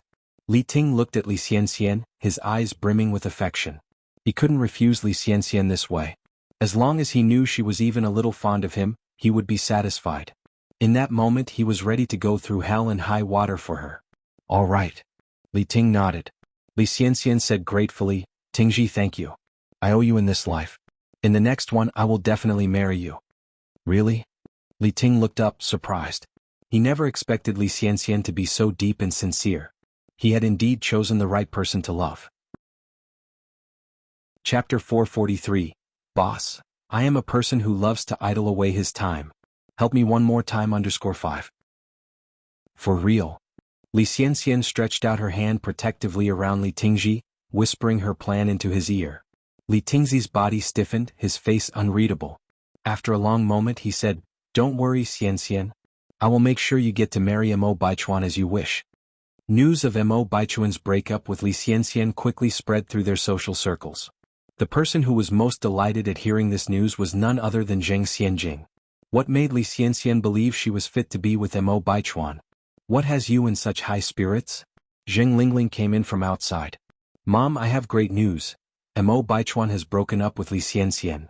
Before Zheng Lingling, Zheng Xianjing never hid her ambitions, because they were two peas in a pod. So what if they broke up? Surely there's nothing worth celebrate about that. Even without Mo Baichuan there is still Song Beiqing. His family background is no worse than Mo Baichuan's. Moreover, I heard that Song family is about to get another promotion. By then their power will be even greater. Zheng Lingling paused, then continued, So Xianjing, I advise you to focus your energy on Song Beiqing. He's the only heir of the Song family. Zheng Xianjing grinned, Mom, you're just seeing the surface. To me, 100 Song Beiqing would not compare to one Mo Baichuan. What's so great about the Song family's power? Could they be greater than Mr. Mog? Zheng Xianjing remained clear-headed. Zheng Lingling poked Zheng Xianjing's head in exasperation. What is with you? First Mo Qishan, now Mo Baichuan. Can't you just leave Mo family alone? Without pausing, Zheng Lingling continued, Though Mo Baichuan is indeed not bad, he is slightly inferior to his cousin, Song Beiqing. Zheng Xianjing laughed. Falling for a piece of waste in the past was a mistake of mine, but rest assured, I have a keen eye for the truth this time, and I will not make the same mistake again. Zheng Lingling, not being a fool herself, continued, Xianjing, are you hiding something from me? Zheng Xianjing looked as if she wanted to say something but held back. Mom, if I tell you, you can't tell anyone else. Zheng Lingling rolled her eyes. Don't tell me you don't trust your own mother. Zheng Xianjing revealed her suspicions to Zheng Lingling. Zheng Lingling took a while to recover from the shock. Mr. Mog. It's Mr. Mog. She had not seen it coming that Mr. Mog, so mysterious and unpredictable, was actually Mo Baichuan, whom she had watched grow up. Xianjing, are you certain you're not mistaken? Zheng Lingling questioned. Zheng Xianjing replied, I am sure. I initially thought Mr. Mog was the worthless Emo-chishan, that's why she left the rest unsaid. Zheng Lingling snorted, that useless person Emo-chishan, isn't even worthy to shine Mr. Mog's shoes. Exactly, Zheng Xianjing sighed regretfully. I was so foolish to waste so much time on such a loser. I almost overlooked the real Mr. Mog. I was lucky to uncover the truth in time. Every time she thought about this, Zheng Xianjing felt extremely fortunate. Zheng Lingling continued, Baichuan has certainly played his cards close to his chest. Who can disagree? Zheng Xianjing nodded. If I hadn't seen it with my own eyes, who would have believed that he is Mr. Mog? Zheng Lingling frowned slightly, looking worried. Xianjing, I've heard rumors that Zhao Jingrong of the Zhao family has declared that she won't marry anyone but Mr. Mog. You will need to keep an eye on her so she doesn't steal Baichuan away. The influence of the Zhao family in Beijing far exceeds that of the Emo family and the Zheng family. Otherwise, Zhao Jingrong wouldn't be so bold to ditch Emo-chishan at will. Moreover, Zhao Jingrong not only boasts a prestigious family background but is also pretty and well-educated overseas. These exceptional attributes make her a force to be reckoned with. Zheng Xianjing laughed, Mom, you can rest easy. Zhao Jingrong still doesn't know that Mo Baichuan is Mr. Mog. And even if she did, would Mo Baichuan marry someone who almost became his aunt through marriage with Emo-chishan? Even if Zhao Jingrong loses her dignity, the Mo family would still want to keep their face. Zheng Xianjing was not worried about Zhao Jingrong, as she had no upper hand at all in front of Mo Baichuan. Chapter 444, Big Brother. I am a person who loves to idle away his time. Help me one more time _6. Mr. Mog isn't someone she can decide to marry just because she said so. On the contrary, Zheng Xianjing was a bit worried about Li Xianxian. After all, she had once been in a relationship with Mo Baichuan. Zheng Xianjing shared her concerns with Zheng Lingling. Zheng Lingling laughed and said, Xianjing, don't worry at all. I heard from your grandmother Mo before that they were not very satisfied with Li Xianxian, saying she's not good enough. Besides, they've already broken up, what else do you have to worry about? Hearing Zheng Lingling's words, Zheng Xianjing felt much less worried. Zheng Lingling continued, Xianjing, your most important task now is to win over Baichuan's heart, make him notice you, be fond of you and want to marry you. To be Mrs. Mog, you can't just stay at home all day. Zheng Xianjing laughed, Mom, I understand what you mean. Zheng Lingling said, since you understand, why not get dressed up and go find Baichuan? As the saying goes, familiarity breeds affection, feelings between a man and a woman are gradually built over time. Zheng Xianjing nodded in agreement. Ni Yang has been settled in the restaurant for a week now, and hasn't started the renovation because they were waiting for an auspicious time. Today is a good day. Early in the morning, Wang Tiniu brought a group of people to the front of the restaurant. In addition to local labor, Wang Tiniu also called many people from neighboring villages. Consequently, Ni Yang not only became the lucky star of Jinghua village, but also that of neighboring villages, and many people dreamt of moving to Jinghua village. It's important to know that Jinghua village's economy now far outstrips a few neighboring villages, and Ni Yang's fame as a lucky star is spreading further and further. Before starting the renovation, Ni Yang set off a string of firecrackers to bring good fortune. Wang Tiniu, with the blueprint in hand, was telling everyone where to start the renovation. The blueprint was designed by Ni Yang herself, based primarily on traditional Chinese elements. In today's Beijing, there are Japanese restaurants and Western restaurants, but there is no restaurant that promotes the beauty of traditional Chinese culture.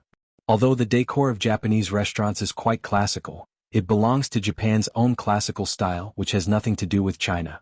Ni Yang now not only wants to expand her skincare business abroad, but also to export traditional Chinese culture through the restaurant industry, so that people all over the world can feel the charm of traditional Chinese culture. Yang, is this a column? Wang Tiniu asked, pointing at a black dot on the blueprint. That spot on the design seemed to be blurred by a water droplet. However, as the designer, Ni Yang knew clearly every detail on the blueprint. Uncle Tiniu, this is a screen. It was fortunate that Wang Tiniu was attentive, otherwise if he had built a column, the consequences would be unthinkable. Wang Tiniu nodded, oh I see. Miss Ni, are you starting the renovation today? A gentle male voice came from outside the door. Ni Yang turned around and saw that it was Chen Jitsong, the former owner of the restaurant. Mr. Chen. Ni Yang nodded slightly. Chen Jitsong said, I was just passing by and saw the door open, so I came in for a look.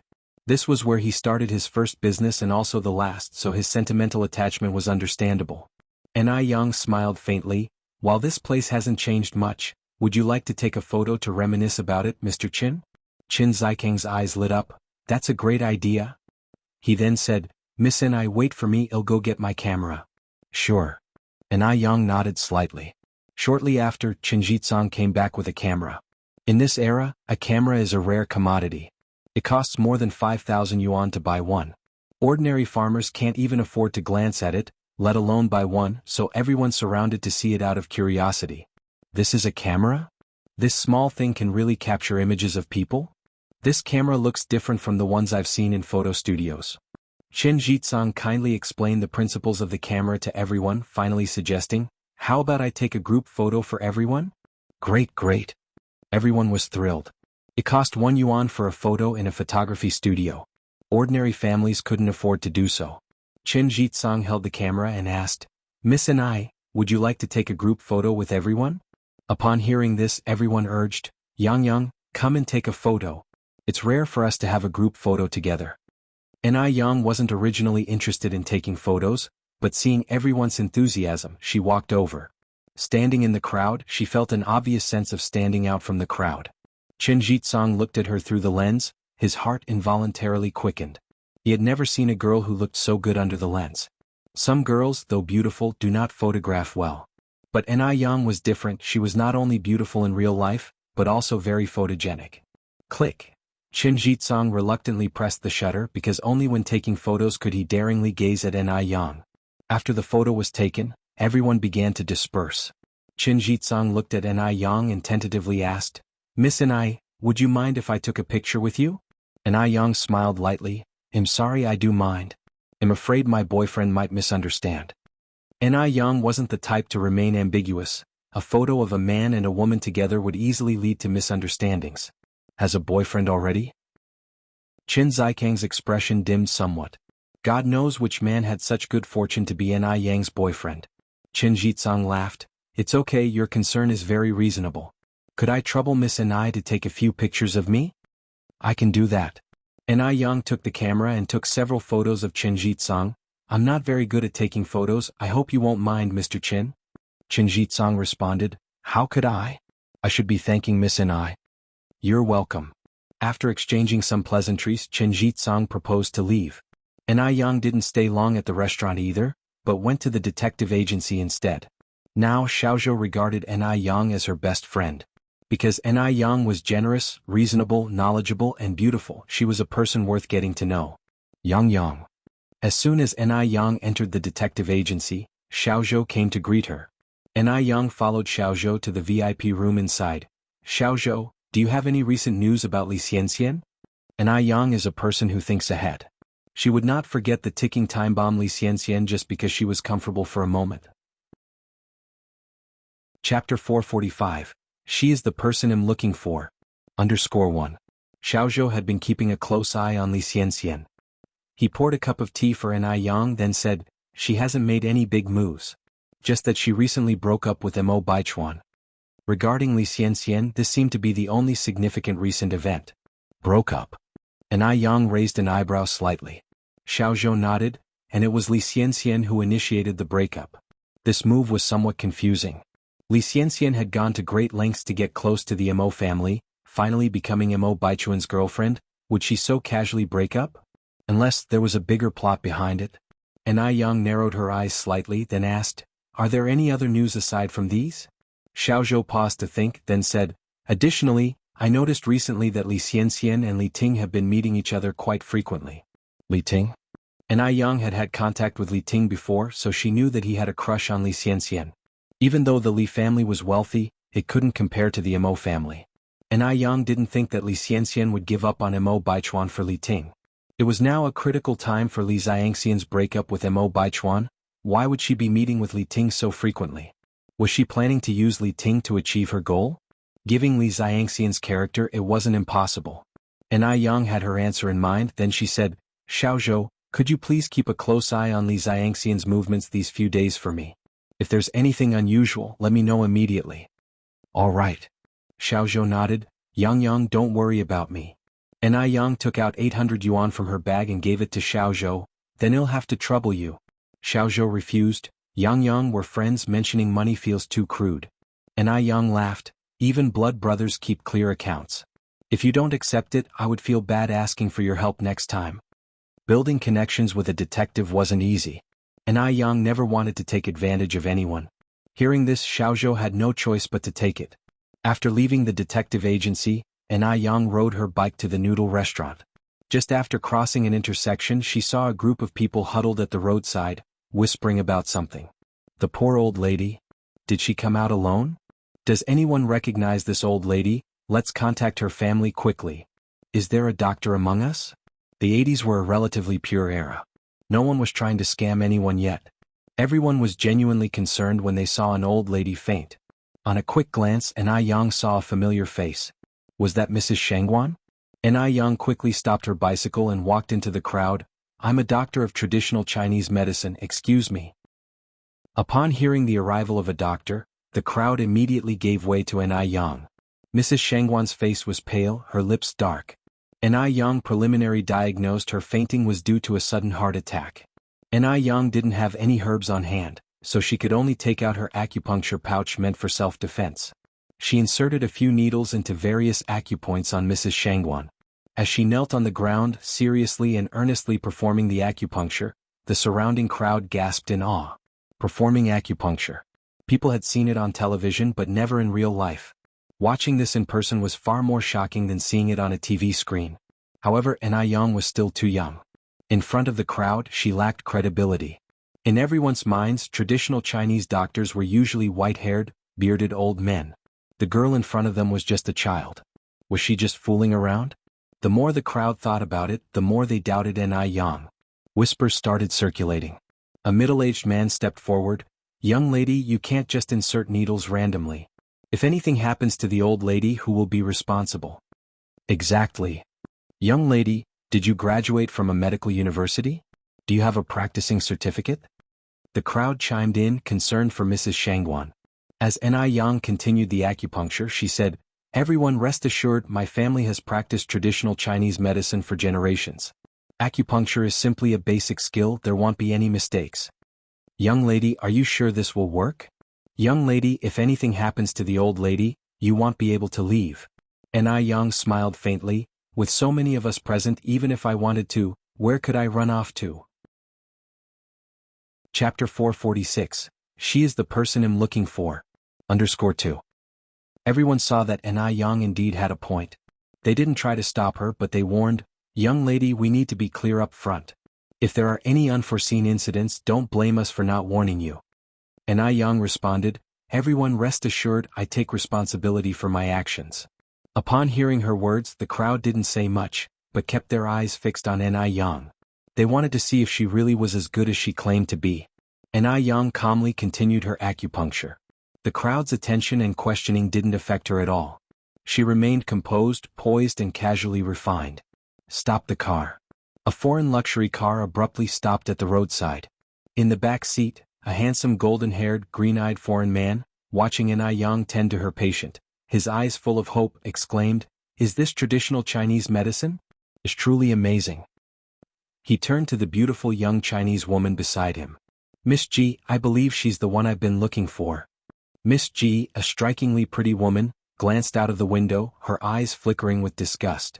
Speaking perfect French, she warned, Mr. Abner, there are numerous talented people in China as well as quite a few charlatans. You're a stranger here, so you must be careful not to be deceived. The atmosphere here has really deteriorated. She had originally planned to introduce Abner to Chinese culture, but never thought that on the first day had witnessed such decay. How embarrassing. Miss Ji frowned deeply.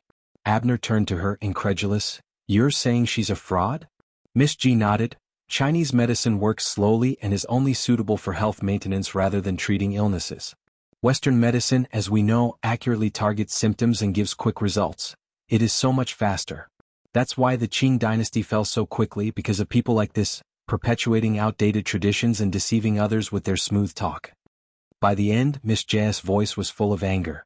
Western medicine is universal and has benefited countless people, yet some remain stubbornly resistant, still asserting the efficacy of Chinese medicine. If Chinese medicine were truly effective, the Qing dynasty would not have fallen so quickly. Miss Ji continued, Mr. Abner, Don't worry, we live in a time where medical technology is incredibly advanced. There will certainly be a doctor who can cure your mother. If even Western medicine couldn't cure an illness, what chance would Chinese medicine have? Wasn't this a joke? Abner frowned, looking at the beautiful figure in the crowd. How can such a beautiful girl be a fraud? And she's helping someone, which is commendable. Since they were taking a leisurely drive to enjoy the scenery of Beijing, Abner had seen everything unfold before him. When the old woman first collapsed, the crowd that gathered around her had not one doctor. Only an Yang stepped forward. In his view, it was pure altruism. How could an Yang be a fraud? Miss Ji turned to look at an Yang. The young lady appeared about 17 or 18 years old, with delicate features and a complexion as white as snow. Calling her a national beauty would not be an overstatement. What a shame. Eager to achieve fame and prestige, she's completely unaware that the unconscious old woman is on the brink of death. She is as despicable as they come, risking a human life just for recognition. Such deplorable behavior. Disgust was evident in Miss Ji's eyes. Mr. Abner, as a fellow Chinese, I wouldn't slander my own people. In fact, I wish even more than you do that she's not a fraud. Everyone wants people from their country to be strong. Miss Ji sighed deeply, full of frustration. But my recent return here has been complete disappointment. If she could indeed perform medical miracles, that old woman would have awoken by now. But look at her, she's pale with blue lips, clearly beyond saving. The Chinese aren't just disappointing, they're also a disgrace. This reminded her of the sign in the Bund Park during the Republic of China era, saying, "No dogs or Chinese allowed." If the Chinese people continue this decline without aspiration for progress, they are doomed to repeat their past and return to an era of colonization.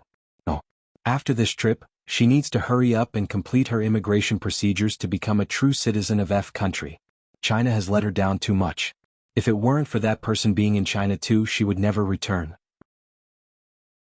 Chapter 447. She is the person I'm looking for.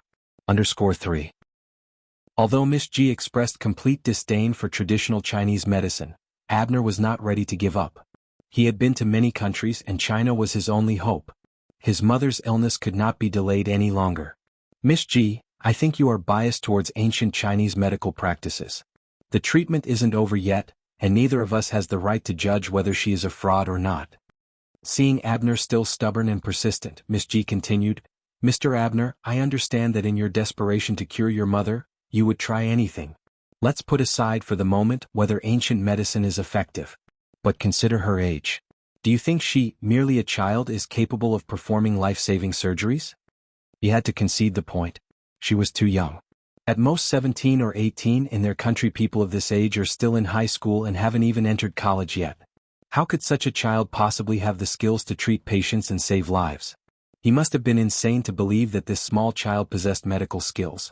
Abner withdrew his gaze, the fire of hope in his eyes extinguished completely. He looked at Miss Ji. Let's go. All right. Miss Ji nodded and said to the driver, drive to Darue restaurant. The driver started the engine and the black car soon disappeared down the road. 2 minutes after the car left, the previously unconscious old lady Shangguan slowly opened her eyes. The world spun around her, surrounded by faces which made her somewhat dazed. Was she dreaming? She's awake. She's awake. She's really awake. Excited voices came from the crowd. Turns out the girl does have some real skills. Old lady, how are you feeling now?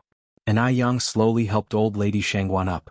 Old lady Shangguan gradually regained consciousness. Yang? Why are you here too? Someone immediately said, old lady, you have to thank this young girl. If it wasn't for her, you would be in danger. Yes, you really need to thank her. The crowd was buzzing and old lady Shangguan understood what had happened. She had suddenly fainted on the road and an Yang was passing by and saved her. Yang, thank you. Old lady Shangguan held an Yang's hand tightly. An Yang smiled and said, thank goodness you're okay. I'll take you to the hospital to get checked out just to be safe. An Yang had already performed acupuncture on old lady Shangguan, and was certain the addition of Western medical instruments would be doubly effective. These days, Western medicine is popular globally, and people are increasingly dismissing traditional Chinese medicine.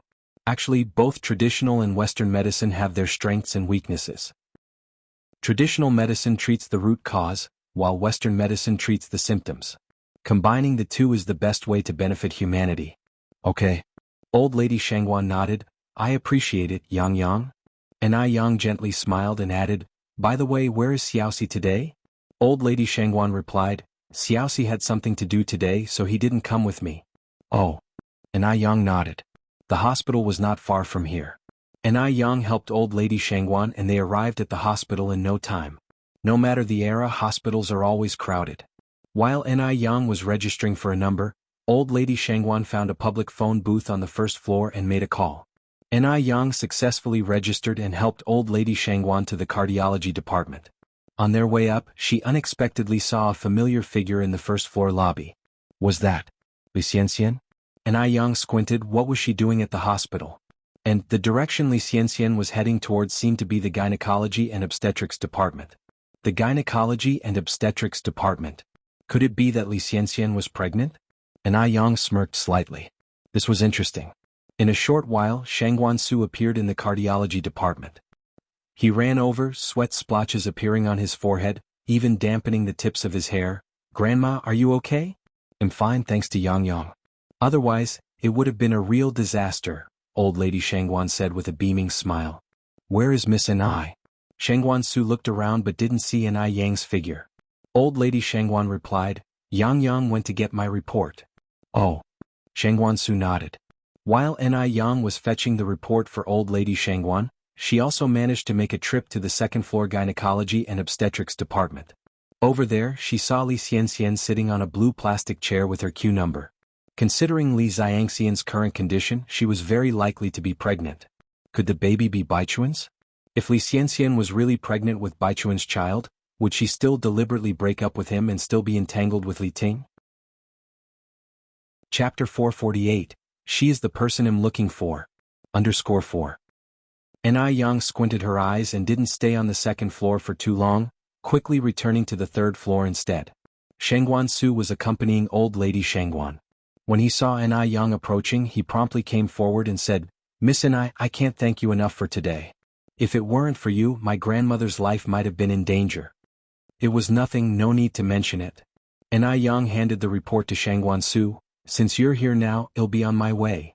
Shangguan Su continued, "You're leaving so soon? Why not join us for a meal?"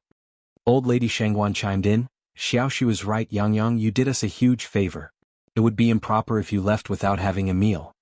N.I. Yang replied with a smile, "You're being too kind, but I need to attend to a few things at my shop. Goodbye, old lady Shangguan, Mr. Shangguan." With these words, N.I. Yang turned and walked away. Watching N.I. Yang's receding figure, old lady Shangguan remarked, "Yang Yang is really a good child." Shangguan Su watched N.I. Yang's retreating figure in silence. Outside, the sun was bright and slightly scorching. As N.I. Yang walked out of the hospital, she unconsciously raised her hand to shield her forehead from the sun, allowing a sliver of light to penetrate through her fingers, casting a faint shadow on her curled eyelashes. "Miss N.I., wait a moment." A gentle male voice sounded behind her. N.I. Yang slightly turned her head, a wisp of hair swept past her lips. Under the sunlight, her clear and sparkling peach blossom eyes were utterly captivating. This was the charm of a woman's graceful turn and enchanting smile. Shangguan Su was briefly stunned. He approached N.I. Yang and handed her 100 yuan note. "I forgot to give you the fee for the medicine and registration." N.I. Yang reached out to accept it, smiling. "Actually, you didn't have to bother coming all the way here. Old lady Shangguan and I meet often." Shangguan Su said, "My grandmother has poor memory and feared she might forget, which is why she asked me to deliver this to you." N.I. Yang flashed a small smile. "It's just a small amount of money, it wouldn't matter even if she forgot." "How could that be?" Shangguan Su continued, "You've already helped my grandmother so much, it's only proper to compensate you for the medical expenses. By the way, did you come on foot? Could I offer you a ride home?" N.I. Yang declined with a smile. "Thank you, but there's no need, my bike is parked not far from here." With his handsome features, distinguished background, and the prestigious position he held, few women would reject Shangguan Su. Yet N.I. Yang was one of those rare few. Shangguan Su, who had planned to drive N.I. Yang home, was taken aback. He hesitated for a moment before saying, "Okay, please be careful on your way." N.I. Yang nodded slightly. "I will, goodbye." "Goodbye." Shangguan Su waved at her before turning around to walk back into the hospital. When he returned alone, old lady Shangguan asked unhappily, "Why did you come back alone? Didn't I ask you to accompany Yang Yang home?" Shangguan Su replied, she came on her bicycle, so there was no need for me to send her. Old Lady Shangguan shook her head in frustration. You really? This grandson of hers was beyond help. He didn't seize opportunities even laid in front of him. No wonder he was still alone. Shangguan Su changed the subject. By the way, where's Xiaoxi? Isn't she usually the one who accompanies you on these outings? Old Lady Shangguan replied, Xiaoxi went to the mall with your father. Xiaoxi went to the mall with Dad? Shangguan Su asked, taken aback. Your Aunt Lin and her daughter Chang Yu are also with them. Old Lady Shangguan continued, your dad gets along well with your Aunt Lin who has a daughter 4 years younger than Xiaoxi. Today's outing was mainly to see if Xiaoxi and Chang Yu could get along. Despite not having met Lin Fang, Old Lady Shangguan already had a favorable impression of her. After all, Lin Fang had been introduced by one of their own. What does Aunt Lin do? Shangguan Su asked. Old Lady Shangguan replied, she is in the education industry, a kindergarten teacher. Shangguan Su nodded, she must have a lot of love to give. The Shangguan family was renowned, so even though they were considering a second marriage, they couldn't settle for someone mediocre. A profession like a teacher was ideal as it immediately gave the impression of an understanding and empathetic person. It also lent respectability. Old Lady Shangguan continued, she's also of good character. I've heard that after her ex-husband passed away years ago, she kept painstakingly looking after her paralyzed mother-in-law. She is a rare gem of a daughter-in-law. Chapter 449. She is the person I'm looking for. _5. A flash of surprise flickered in Shangguan's eyes. It is indeed a rare occurrence. I don't know how Xiaoxi is getting along with them. Madame Shangguan wasn't worried about this at all. Xiaoxi is very sensible. As long as Chang Yu does not object, this matter basically doesn't have any major problems. Speaking of which, Madame Shangguan went on to say, but how about you, Xiaoxiu?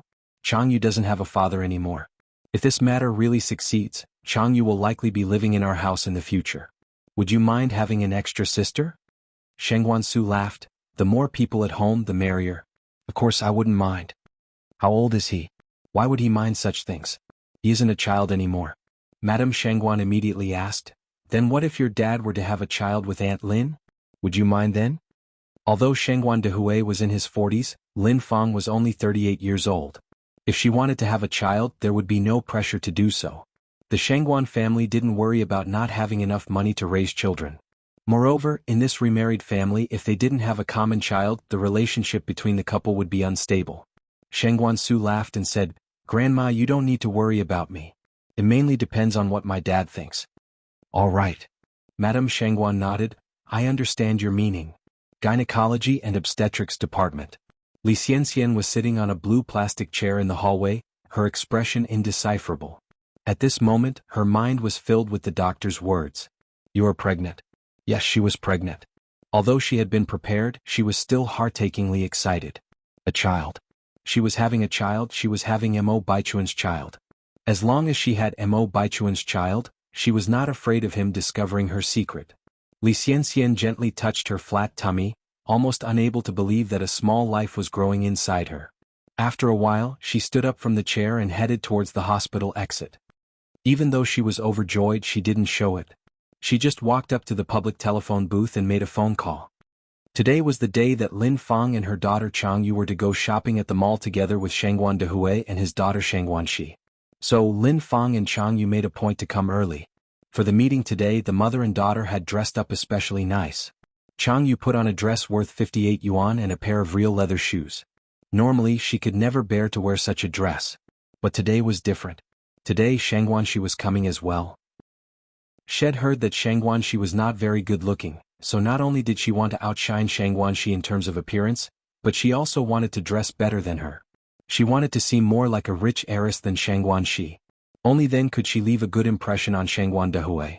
As Lin Fang was touching up her makeup in front of a mirror, she said, Xiaoye, be sweet when you meet them later. But try not to talk too much when you can just smile. Families like the Shangguans view behavior and speech very importantly. The more you say, the more likely you'll make mistakes. Whether you can become a young lady of a wealthy family and make your way up the social ladder all depends on your performance today. If their meeting today went smoothly, then the next time they meet, Shangguan Dehui would suggest that she meet Madame Shangguan. Once she had met with Madame Shangguan, marriage would not be far off. Therefore, today's meeting was vitally important. Mom, rest assured, Chang Yu said with a smile. It'll definitely charm the father and daughter pair so much that they won't know which way is north. Chang Yu didn't have many talents, but she was certainly good at flattering and coaxing people. Besides, who wouldn't want such a huge fortune? As long as she performed well, she could marry Shangguan Su in the future and become the lady of the Shangguan family. With this thought, a light filled Chang Yu's eyes. Lin Fang nodded with a smile. Emichim, that's my good girl. Chang Yu continued, is it only Shangguan Shi coming today? Is Shangguan Su not coming? Lin Fang replied, Shangguan Su is a bank manager, he doesn't have the time to come. You just need to get along with Shangguan Shi. Oh, a flash of disappointment flickered in Chang Yu's eyes. As a mother, how can Lin Fang not know what Chang Yu was thinking?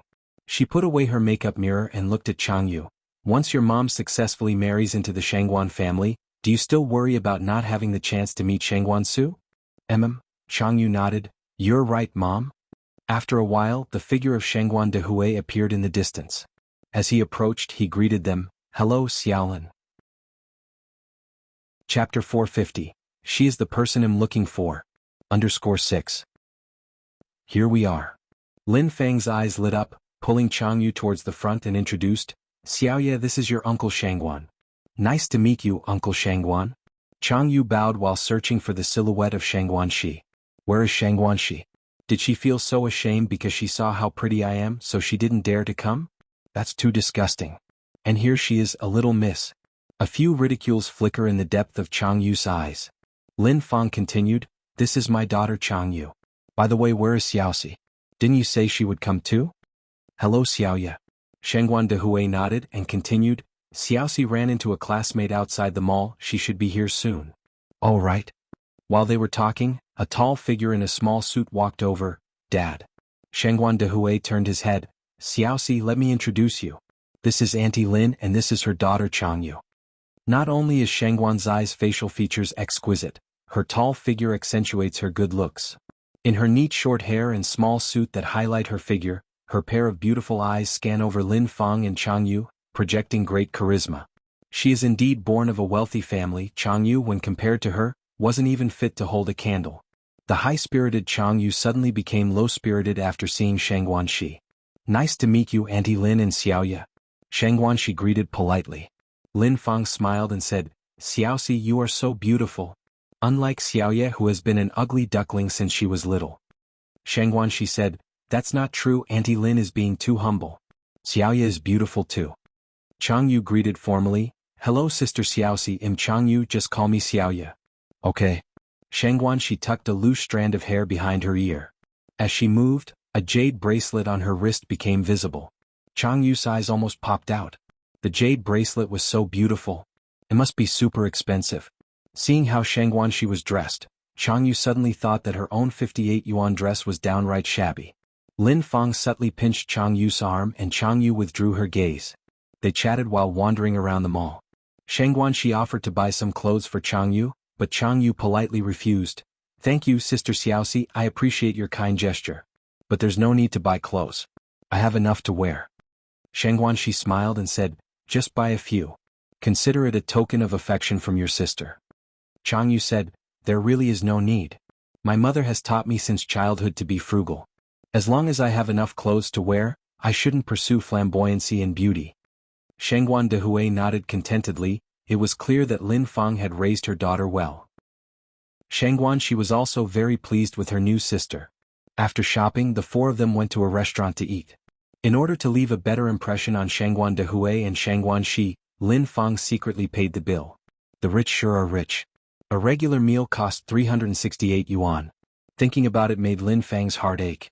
But again, if 368 yuan were to be exchanged for a lifetime of wealth, it didn't seem to matter so much. After all, no pain, no gain. When Shangguan Dehui tried to settle the bill and found out that Lin Fang had already paid, he said embarrassingly, we agreed that it was my treat. How could I let you pay? Lin Fang laughed and said, nowadays we advocate gender equality and freedom of love. If you always pay, wouldn't this contradict the concept of gender equality? Lin Fang's performance did not go wrong, which satisfied both Shangguan Dehui and Shangguan Shi.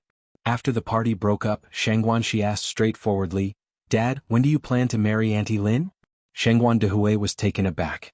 Although he thought Lin Fang was a great candidate for a wife, He hadn't thought about when to get married, so this question surprised him. Perhaps some dreams and some people should really be forgotten. Shangguan, she continued, Auntie Lin is really a good person, you should seize this opportunity. Shangguan Dehui nodded, I know. So you still haven't decided when to get married? Shangguan, she asked again. Time flies. Her father has been alone for so many years, and now that he has finally met the right person, Shangguan, she really doesn't want him to miss out again. Shangguan Dehui replied, Your grandma hasn't met Auntie Lin yet. We are not in a hurry for this. Shangguan, she smiled and said, Don't worry, grandma will definitely like Auntie Lin too. Shangguan Dehui nodded, When I find the time, I will bring Auntie Lin home to meet your grandma. Yeah, Shangguan, she held Shangguan Dehui's arm, as long as you are certain.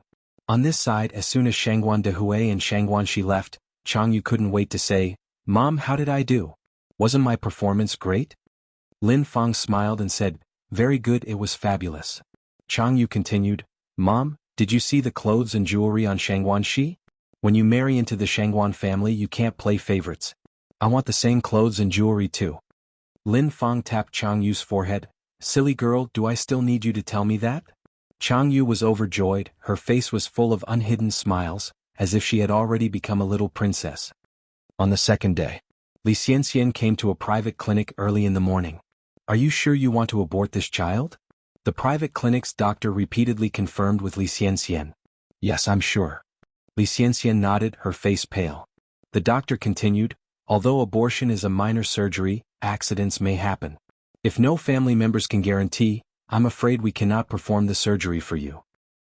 Li Xianxian said, I can be my own guarantor. That's not the way. The doctor shook his head. If an accident happens during the abortion procedure, it could cost both lives, and the doctor does not dare to take this risk. Unable to find a guarantor, Li Xianxian had no choice but to find Li Tingji.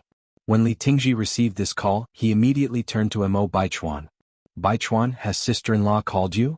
You're talking about Li Xianxian? Mo Baichuan tuned to look at Li Tingji. Yes. Li Tingji nodded. Mo Baichuan continued, What happened to her? Chapter 451. The mantis stalks the cicada, unaware of the oriole behind. _1. Li Tingji looked at Mo Baichuan and continued, She's pregnant. These 4 short words made Mo Baichuan flabbergasted. There was a strange silence in the air. After a while, Mo Baichuan finally raised his head. What did you say? Li Tingji said word by word, Your sister-in-law, she's pregnant. Li Xianxian is pregnant? Mo Baichuan could hardly believe his own ears. He was the one who took Li Xianxian's innocence, therefore it was clear who the father of the child was. How could this happen? He thought that he and Li Xianxian would become strangers, but unexpectedly, Li Xianxian was actually pregnant. No wonder Li Xianxian insisted on breaking up with him. So she was holding this card all along. Mo Baichuan's expression became especially ugly. What does she want to do now? Wants me to marry her? Mo Baichuan looked at Li Tingji with blatant scorn in his eyes. Li Tingji frowned. Baichuan, what do you mean by this? Mo Baichuan's face turned icy. From the very beginning, was all of this a scheme by Li Xianxian? Li Tingji exploded in anger. Mo Baichuan, do you still have a conscience? Your sister-in-law has never thought about using the child to blackmail you. She wants to abort the child, and she is now in the hospital because the abortion procedure requires family consent. She has no friends or family in Beijing, so she had to find me. I was going to ask if you still wanted this child because this is your first child. But now it seems that you are just heartless and ungrateful. Li Xianxian had given up so much for Mo Baichuan, but in return she only received suspicion from him. Was it worth it? She wants to abort the child? Mo Baichuan squinted his eyes. The child is the only trump card Li Xianxian holds, would she really want to abort it? Li Tingji tried to calm down, then continued, Baichuan, I haven't known your sister-in-law for a long time, but I know that she is a really good girl. The child was an accident. If she really wanted to use the child to blackmail you, she wouldn't be in the hospital but she would go to your family, your grandparents. This would be their first great-grandchild. Do you think they would neglect her? But she didn't want to cause you any more trouble, she just wanted to silently abort the child. She didn't even have any family member around who could sign the consent forms, and yet she still had no complaints. But what about you? Instead of understanding her, you question her. Are you being fair to her? Mo Baichuan remained silent. He was now unsure whether or not Li Xianxian was putting on an act. Li Tingji no longer wasted words with Mo Baichuan and continued, "Your sister-in-law is at the private clinic on Wenan Road number 69. Whether or not you want the child, it's all up to you. As your brother, I have said all I need to say." After saying this, Li Tingji turned and walked away. Mo Baichuan watched Li Tingji's retreating figure, his eyes filled with mixed emotions. He and Li Tingji had been brothers for over 20 years. He knew well that Li Tingji was not the sort of man who couldn't discern right from wrong. Could it be that he was the one who was mistaken? Mo Baichuan absently slumped into a chair, lighting a cigarette. Li Tingji rushed to the hospital without delay. Li Xianxian was sitting on a blue plastic chair, her face a bit pale. "Sister-in-law." Li Tingji managed to say these two words with difficulty. "Tingji." Li Xianxian lifted her head, looking behind Li Tingji. Mo Baichuan hadn't come, which was within Li Xianxian's expectations. Mo Baichuan was naturally suspicious. If he had followed Li Tingji here, it would have caused an issue instead. Li Xianxian nodded, "I see. I'm sorry." Li Tingji looked full of regret. It was his fault. Li Xianxian had trust in him and he had let her down. "It's okay." Li Xianxian managed a bitter smile. "Perhaps this is my fate." Fate? She never believed in fate. If she did, she wouldn't have managed to leave the mountains in the first place. She believed that after today her fate would change for the better, bringing prosperity with it. Li Tingji wanted to continue, but Li Xianxian interrupted him. "Go and sign the papers." "Okay." Li Tingji nodded and headed towards the doctor's office to sign the paperwork, followed by Li Xianxian. As he was about to sign, he hesitated, looking at Li Xianxian with a wish to say something. The doctor said, "I have something to attend to, why don't you two discuss a bit more?" "Okay, thank you, doctor." Li Tingji quickly expressed his thanks. Chapter 452, The Mantis Stalks the Cicada, Unaware of the Oriole Behind. _2. After the doctor left, Li Ting looked at Li Xianxian, lowering his voice. "Xianxian, please keep the child. I am willing to give you and your child a legitimate status." After all, Li Xianxian's first time was with him, which meant the child had a 50% chance of being his. As a potential father, how could he personally end his child's life? He couldn't do it. He couldn't overcome his own emotional barrier. Li Xianxian seemed to have perceived Li Ting's worries. "This child is Baichuan's." "You are so certain?" Li Ting asked. Li Xianxian spoke, "I'm the mother of the child and I understand better than anyone else. Tingji, if you wish me happiness, it's best to forget about that night. We are just close friends to each other." Her words served as an indirect reminder to Li Ting that she was the victim that night when he forced himself on her. So, no matter whose child this was, the child's father could only be Mo Baichuan. Li Xianxian was a smart woman. She knew how to keep Li Ting at bay. People say that a woman in love has 0 IQ, but in reality, a man in love can be even more foolish. Like Li Ting. Li Ting sighed. "Xianxian, have you really thought it through?" "Yes." Li Xianxian gave a slight nod. "For the one I love, I have no regrets." Li Ting massaged his temple in agony, then signed his name on the guarantee letter.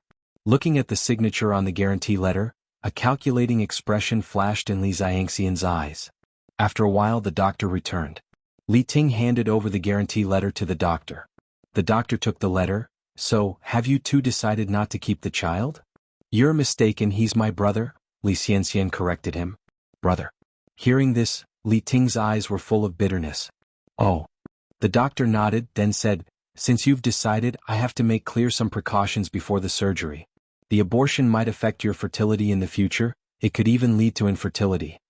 Li Xianxian hesitated for a moment, then said, "I am willing to take any consequences." "All right," the doctor sighed, "let's prepare for the operation." Li Ting glanced at Li Xianxian, wanting to say something, but in the end he remained silent. At the base, Mo Baichuan sat in his office, chain-smoking. In no time at all, the ashtray was filled with cigarette butts. After a while, he picked up the phone and dialed a number. "Hello, check on Li Xianxian for me." After all, the child that Li Xianxian was carrying was his. Mo Baichuan couldn't be indifferent. About 10 minutes later, his phone rang again. Mo Baichuan picked up the call with a blank expression. "How are things going?" "Li Xianxian is currently at a private clinic on Wenan Road, lining up for an abortion." Mo Baichuan frowned slightly. "Is Li Ting the guarantor?" "The guarantor is Mr. Li." "Is the information accurate?" Mo Baichuan asked. The person on the other end of the line confirmed it. "The information is accurate." Li Xianxian is scheduled to have the operation in half an hour. Mo Baichuan continued, keep an eye on her. All right. Soon half an hour passed. The phone rang again. Ms. Li is in the operating room. The cigarette in Mo Baichuan's hand dropped to the floor at that moment. It seemed that Li Xianxian wasn't putting on a show for him.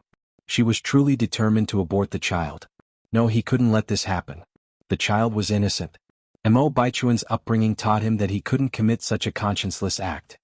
Li Xianxian lay on the cold operating table. The surgeon was a kind middle-aged woman in her 40s. Holding the surgical instruments, she asked with a tone of reluctance, Miss Li, are you sure about this? Was she really sure? Li Xianxian didn't know. She was gambling. She was gambling that Mo Baichuan would come.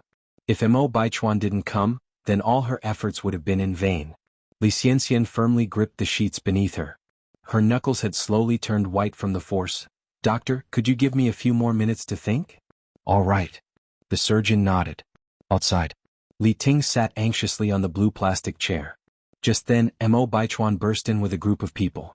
Seeing this, Li Ting's eyes brightened. He quickly stood up and said, Baichuan, you're here. Chapter 453. The mantis stalks the cicada, unaware of the oriole behind. _3. Where is Xianxian? Mo Baichuan's expression was somewhat cold. Li Ting subtly pressed the pager in his pocket. Your sister-in-law has already entered the operating room.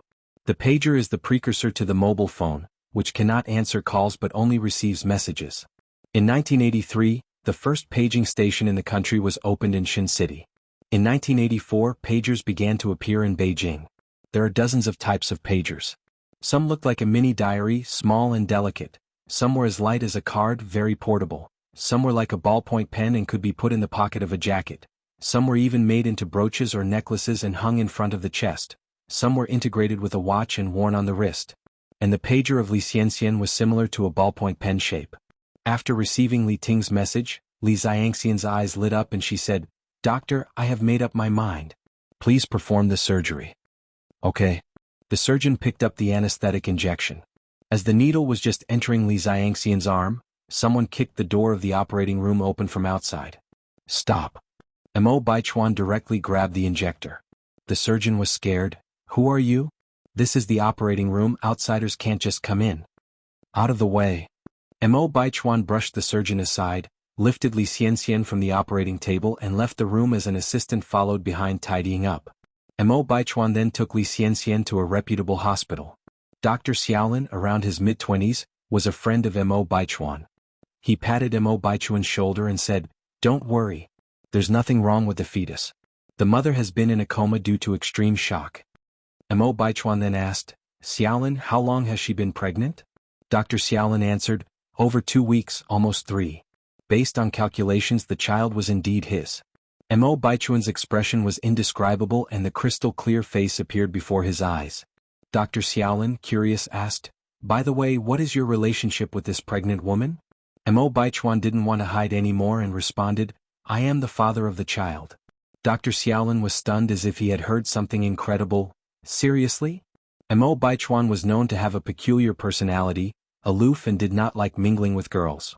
Many had sent him love letters during school, but all were ruthlessly rejected. Upon becoming a high-ranking official, no one could catch Mo Baichuan's eye. But now, someone was actually carrying Mo Baichuan's child. That was simply incredible. Mo Baichuan slightly nodded, yes. Even though he didn't want it to be true, but it was the truth. Dr. Xiaolin then said, Baichuan, you're too much. You got married and didn't invite me. At this time, getting pregnant before marriage was not acceptable, so Dr. Xiaolin naturally assumed that they were already married. Mo Baichuan added, We are not married yet. No way. Dr. Xiaolin looked at him in shock. It was unimaginable that someone so disciplined would do something outrageous. Pregnancy out of wedlock. If it is bigger trouble, it can even be considered a hooligan crime. No, really, Dr. Xiaolin lowered his voice. Brother, what's going on? Mo Baichuan looked impassive. It's not something that can be explained in a few words. Do you plan to marry her? Asked Dr. Xiaolin. Mo Baichuan replied, Barring any unexpected developments, the wedding should occur in the near future. Dr. Xiaolin said with a smile, Don't forget to invite me to the banquet at that time. Okay.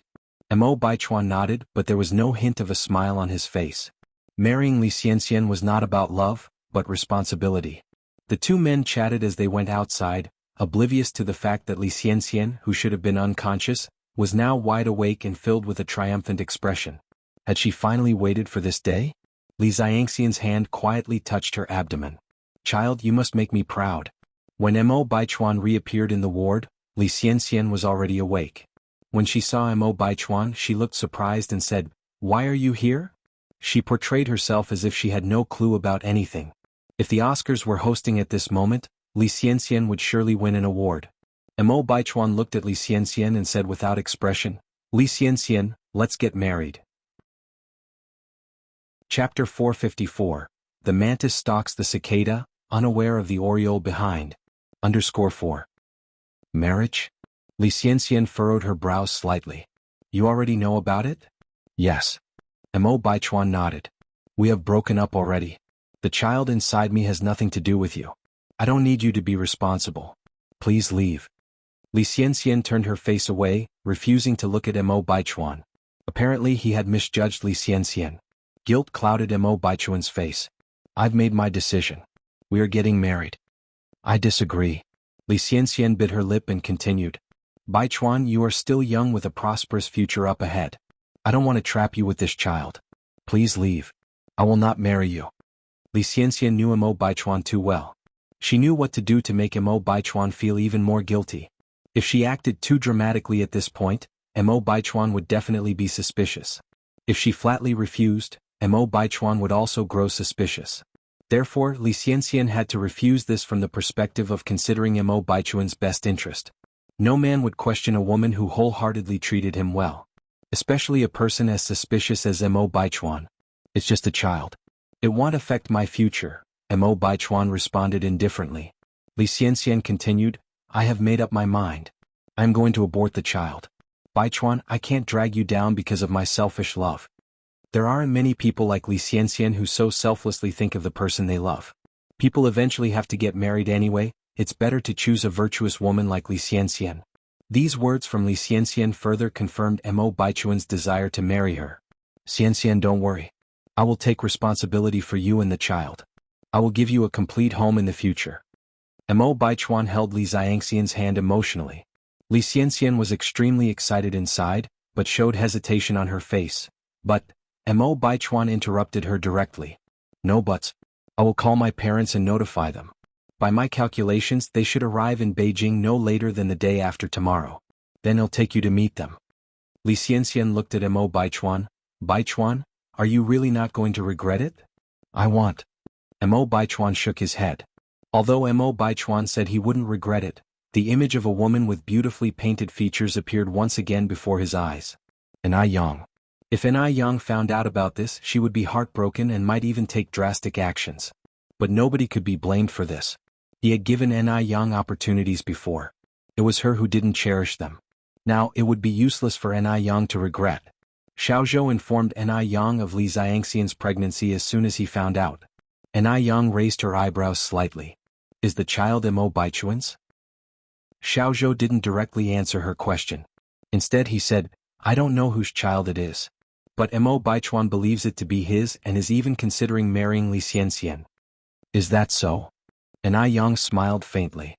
"By the way, Yang, we also bought these pictures from a photography enthusiast." Xiaozhou handed a stack of pictures to Ai Yang.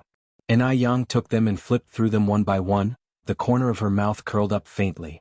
"They'll take all of these pictures. How much are they?" Xiaozhou chuckled. "These pictures are not expensive, and didn't you already pay me before?" Ai Yang took out 200 yuan and placed it on the table. "Last time was last time, this time is this time. Li Xianxian is getting married. As her sixth aunt, she should prepare a generous gift, of course. She would definitely give Li Xianxian a big surprise on their wedding day." However, Xiaozhou refused. "It's only a small favor. You really don't need to be so formal with me, Yang." Ai Yang wasn't the type to take advantage. Laughing, she said, "Xiaozhou, just take it. I have something else to ask you for. If you don't accept this, I won't have the heart to ask." Upon hearing this, Xiaozhou had to accept. "What else do you need, Yang? Just say it." Ai Yang continued, "Can you get the Zheng family's contact information from your side?" Xiaozhou thought for a while, then said, Do you mean the Zheng family that's on good terms with the Emo family? And I Yang nodded, yes. Xiaozhou said, that's easy. After a pause he continued, did you know that the Zheng family lost a daughter a long time ago? I'm not sure if they found her. The Zheng family lost a daughter? And I Yang was surprised. Xiaozhou continued, actually, Zheng Lingling is not the biological daughter of the old Mrs. Zheng. The old Mrs. Zheng's real daughter went missing more than 30 years ago. As it turns out, Zheng Lingling was her sister's daughter. After her sister's family suffered an unexpected tragedy, she entrusted Zheng Lingling to Mrs. Zheng, coincidentally around the same time that Mrs. Zheng's own daughter went missing. Chapter 455. The mantis stalks the cicada, unaware of the oriole behind. _5. Xiaozhou, after all, is a detective, and he has a clear understanding of these matters. Ordinary people can't afford a detective. To do business with the rich, he naturally has to familiarize himself with the details of every high-ranking official and nobleman in Suzhou City. Ni Yin was surprised to hear that Zheng Xianjing is not the biological granddaughter of old Madame Zheng. The Emo family exploded at the news of Li Xiangxian's pregnancy. In theory, it should be a joyous occasion for Emo Baichuan, who's already in his prime, to have a child. After all, old Master Emo and old Madame Emo are hoping to hold their great-grandchild.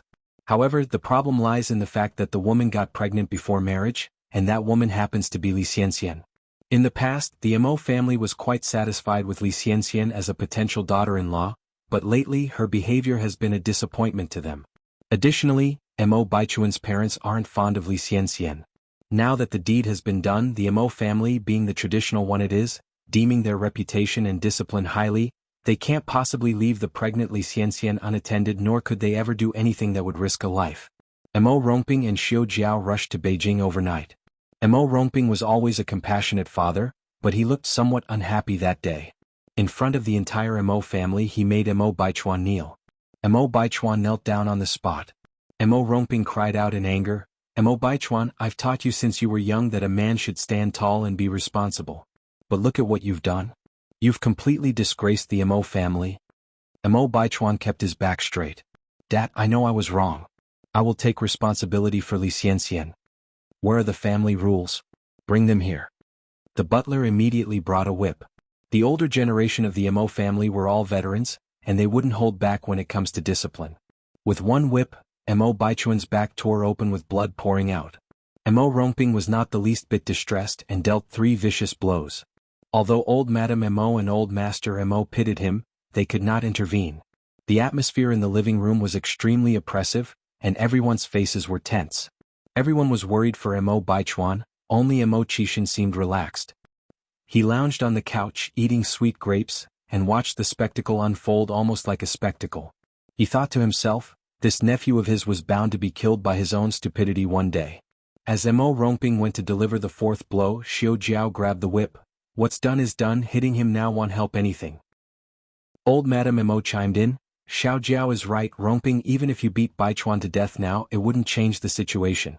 We should discuss when to hold the wedding. Regardless, the child in Xiangxian's belly is the first heir of our Emo family. In wealthy households like theirs, the first child always holds significant meaning. Emo Rongping sighed deeply, dropped the whip at hand and continued, how can we decide this matter unilaterally? We should invite the girl's parents to discuss together. Emo Rongping was not the type of person who disregarded proper etiquette. Old Madame Emo added, you don't have to worry about that. Xianxian is an orphan without any family. Let Baichuan bring Xianxian here tomorrow. Emo Rongping nodded, that should be fine. Xiao Jiao said, now that she's pregnant we cannot delay the wedding. The sooner the better, otherwise when she starts to show, others will laugh at our Emo family for lacking discipline and decorum. Originally Xiao Jiao didn't like Li Xianxian. She thought Li Xianxian was too vain and not a good match for Emo Baichuan. But now, even if she was dissatisfied, she had no choice but to accept it. The next day, Emo Baichuan brought Li Xianxian home to meet his parents. This time, Li Xianxian behaved very well and did not use her pregnancy as an excuse to be difficult, which changed Emo Baichuan's parents' impression of her. Moreover, Li Xianxian is a poor child with no parents. Xiao Jiao held Li Xiangxian's hand and said, Xianxian, the first 3 months of pregnancy are the most critical. You must take care of your health, avoid catching a cold or taking medications, avoid getting angry, maintain a happy mood, and also be careful with your diet. You cannot have hawthorn, spinach, strong tea or coffee. Li Xianxian doesn't have a mother, so these things must be taught by her mother-in-law. Li Xianxian nodded obediently. Okay auntie, I'll keep that in mind.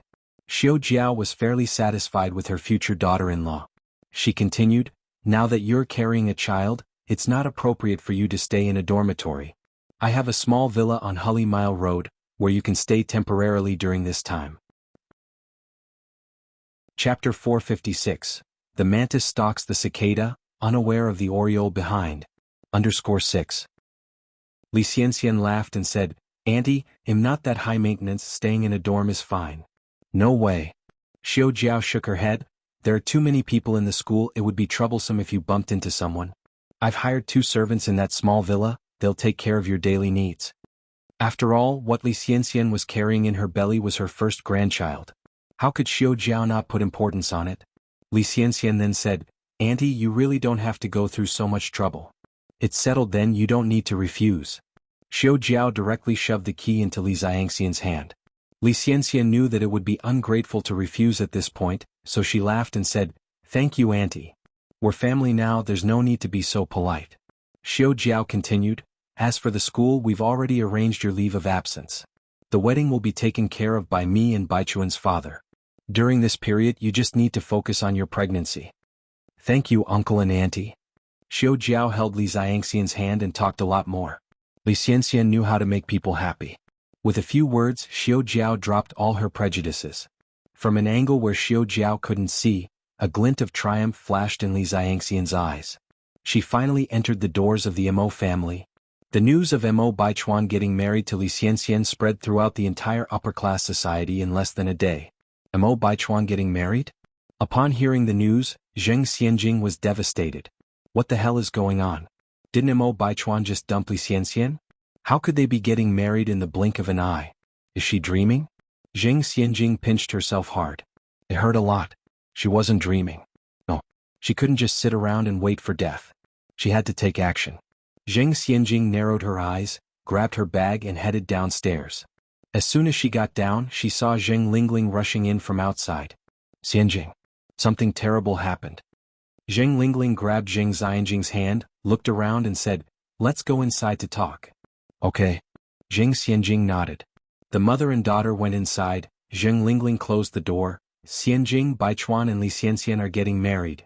I already know about this. Zheng Xianjing seemed relatively calm. Mom, don't panic, they're just getting married. As long as they're not married yet, I still have a chance. Zheng Lingling frowned. It's not as simple as you think. What do you mean? Zheng Lingling continued, I went to the Mo's this morning. Your grandma Mo quietly told me that Li Xianxian is pregnant. What? Zheng Xianjing's face turned pale. Pregnant. She never imagined that Li Xianxian would get pregnant. No wonder they are in such a hurry to get married. So it turns out there's a bun in the oven. Didn't they just break up a few days ago? How could she get pregnant so quickly? That little bitch Li Xianxian, how could she be so shameless? Zheng Lingling sighed, how smart she is. She knows the principle of mother being noble by her son. Why didn't we think of this method? If she had known about the principle of mother being noble by her son, she should have tried to get Zheng Xianjing pregnant. Zheng Xianjing was nearly suffocated, with mixed feelings in her heart. It took her a great deal of effort to find out who Mr. Mog was, and now the prize was snatched away by someone else when it was nearly in her grasp. Mom, what if Li Xianxian's baby were to accidentally be lost?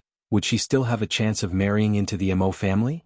Zheng Xianjing hatched a plan and turned to look at Zheng Lingling, her eyes filled with malicious intent. Li Xianxian gained nobility by her child? If there's no child, how could she be noble? Zheng Xianjing wouldn't let anyone steal the throne of Mrs. Mog. Zheng Lingling narrowed her eyes. Xianjing, you mean? Zheng Xianjing nodded. Zheng Lingling continued, this matter sounds easy, but it's not so easy to do. Once we're discovered, we'll be in big trouble. At this moment there was a knock on the door from outside. The mother and daughter immediately stopped talking. Who is it? The voice of the servant came from outside. Madam, it's me. Someone on the phone is looking for Miss Xianjing.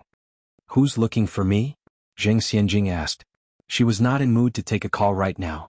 The servant continued, Mr. Mog. Mr. Mog? Could it be Mo Baichuan? Zheng Xianjing brightened up and immediately said, I'll come down right now. Zheng Xianjing came downstairs and carefully picked up the phone. Hello? But the voice that came was not Mo Baichuan's, but a deep and mellow voice, as if the person was speaking right beside her. Miss Zheng, hello. Who are you? Zheng Xianjing frowned slightly, losing much of her enthusiasm upon realizing the caller wasn't Mo Baichuan. The other side chuckled. It doesn't matter who I am. What matters is that I can help you. Who exactly are you? Zheng Xianjing was getting impatient. I don't have time to play riddles with you. As I said, I'm someone who can help you. I don't need your help. Saying this, Zheng Xianjing was about to hang up the phone. But the person on the other end, as if knowing that Zheng Xianjing wanted to hang up, continued, Miss Zheng, don't be in a rush to hang up. I know a secret about Li Xianxian that no one else knows. About Li Xianxian's unknown secret. Of course Zheng Xianjing wanted to listen. Go ahead. There was another chuckle from the other end. Miss Zheng should understand that there is no such thing as a free lunch, right? What do you mean? Quid pro quo. He continued, 30,000 yuan for Li Xianxian's hidden secret. 30,000 yuan is not a small sum. Currently, the financial power was still in the hands of old lady Zheng. It would not be easy for Zheng Xianjing to get the money. Zheng Xianjing remained silent, her eyes thoughtful. The person on the other end of the phone continued, strike the snake at its weakest point. This secret is Li Xianxian's weak point. Miss Zheng, don't you want to take a gamble? Or do you want to just watch Li Xianxian marry Mo Baichuan? Regardless of whether the secret was Li Xianxian's weak point or not, the mysterious man's words successfully hit Zheng Xianjing's weak point. She absolutely could not let Li Xianxian steal Mo Baichuan away. Who are you exactly? Zheng Xianjing narrowed her eyes. Why should I believe you? Chapter 457. Zheng Xianjing took the bait, making money to support our Mr. Mo's family. _1. Zheng Xianjing was not a fool. She could not just believe in the authenticity of this man's words based on one phone call. What if he was a scammer? 30,000 yuan was not a small sum. She was the honorable young lady of the Zheng family. If word got out that she had been scammed, what face would she have to show in her circle? Miss Zheng doesn't believe me? I don't even know who you are, how do you expect me to believe you? Zheng Xianjing retorted. The man chuckled. The chance to overthrow Li Xianxian only comes once. Whether or not you can seize this opportunity is up to Miss Zheng. He added, my surname is Mo. If Miss Zheng trusts me, please send 30,000 yuan to Qingyi Detective Agency within 10 days. With that, he abruptly hung up the phone. Zheng Xianjing looked at the disconnected call. Looking confused, she quickly dialed back, only to find the line was busy. Xianjing, who was that on the phone? Zheng Lingling came down from upstairs. Just a casual friend. Zheng Xianjing calmly replied, scanning the surroundings, then continued, Mom? Boo. Just then, a figure suddenly jumped beside them, pulling a scary face. The mother-daughter pair was significantly startled. Especially Zheng Lingling, her face turned pale and she reached out to hit Zheng Suyu. Catching sight of the old lady Zheng at the top of the stairs, her expression changed, she giggled, Aunt Suyu, you're all right? Xianjing and I didn't scare you, did we? Zheng Suyu grinned foolishly, fun, so much fun. Zheng Xianjing took Zheng Suyu by the arm and said, Aunt Grandma, let me take you back to rest. Zheng Xianjing turned into a considerate niece, helping Zheng Suyu upstairs. Stars, such beautiful stars. Ghost. You're a ghost. You want to hurt me. Zheng Suyu suddenly screamed and shoved Zheng Xianjing away, running towards the old lady Zheng's room. A ghost wants to hurt me. Aching, help. Aunt Grandma. Impatience flashed in Zheng Xianjing's eyes as she chased after her. Suyu. Old Mrs. Zheng opened the door, reaching out to hold Zheng Suyu's hand. Zheng Suyu hid behind old lady Zheng, visibly trembling, her eyes filled with terror as she looked at Zheng Xianjing. A primal fear radiating from within her. Strangely enough, ever since Zheng Suyu lost her sanity, she saw everyone as a ghost, except for old lady Zheng. She could even remember her name. Grandma. Zheng Xianjing respectfully said. Old Mrs. Zheng nodded, looking at Zheng Suyu. Don't be afraid, Suyu, this is Xianjing. Do you remember Xianjing? She is your great niece. Zheng Suyu was on the verge of tears, her voice trembling as she said, Ghost? She is a ghost. Old Mrs. Zheng sighed, holding in a severe cough. Xianjing, your Aunt Grandma is like this, don't take offense. Zheng Xianjing acted understanding. Grandma, I know we are all a family, how could I blame Aunt Grandma? Cough, cough, cough. Old Mrs. Zheng couldn't hold back her coughing, she covered her mouth with a handkerchief, coughing violently. Grandma, are you okay? Zheng Xianjing started patting old Mrs. Zheng's back. Zheng Suyu, frightened, retreated several steps, hiding under the table, warily looking at Zheng Xianjing. Old Mrs. Zheng was coughing so hard her face turned pale. After a while, her coughing stopped. She continued, "It's nothing, just an old ailment." After 3 years of coughing, old Mrs. Zheng had become accustomed to it. However, her condition in recent times was far worse than in the previous 2 years. She always felt her end was nearing. But she kept telling herself to persist. Her daughter was still missing. Zheng Suyu hadn't recovered. In this state, even in death, she wouldn't be able to rest in peace. "Madam, Dr. Jiang is here." A servant entered with an elderly person. Dr. Jiang was a woman in her 50s or 60s, an old friend of old Mrs. Zheng.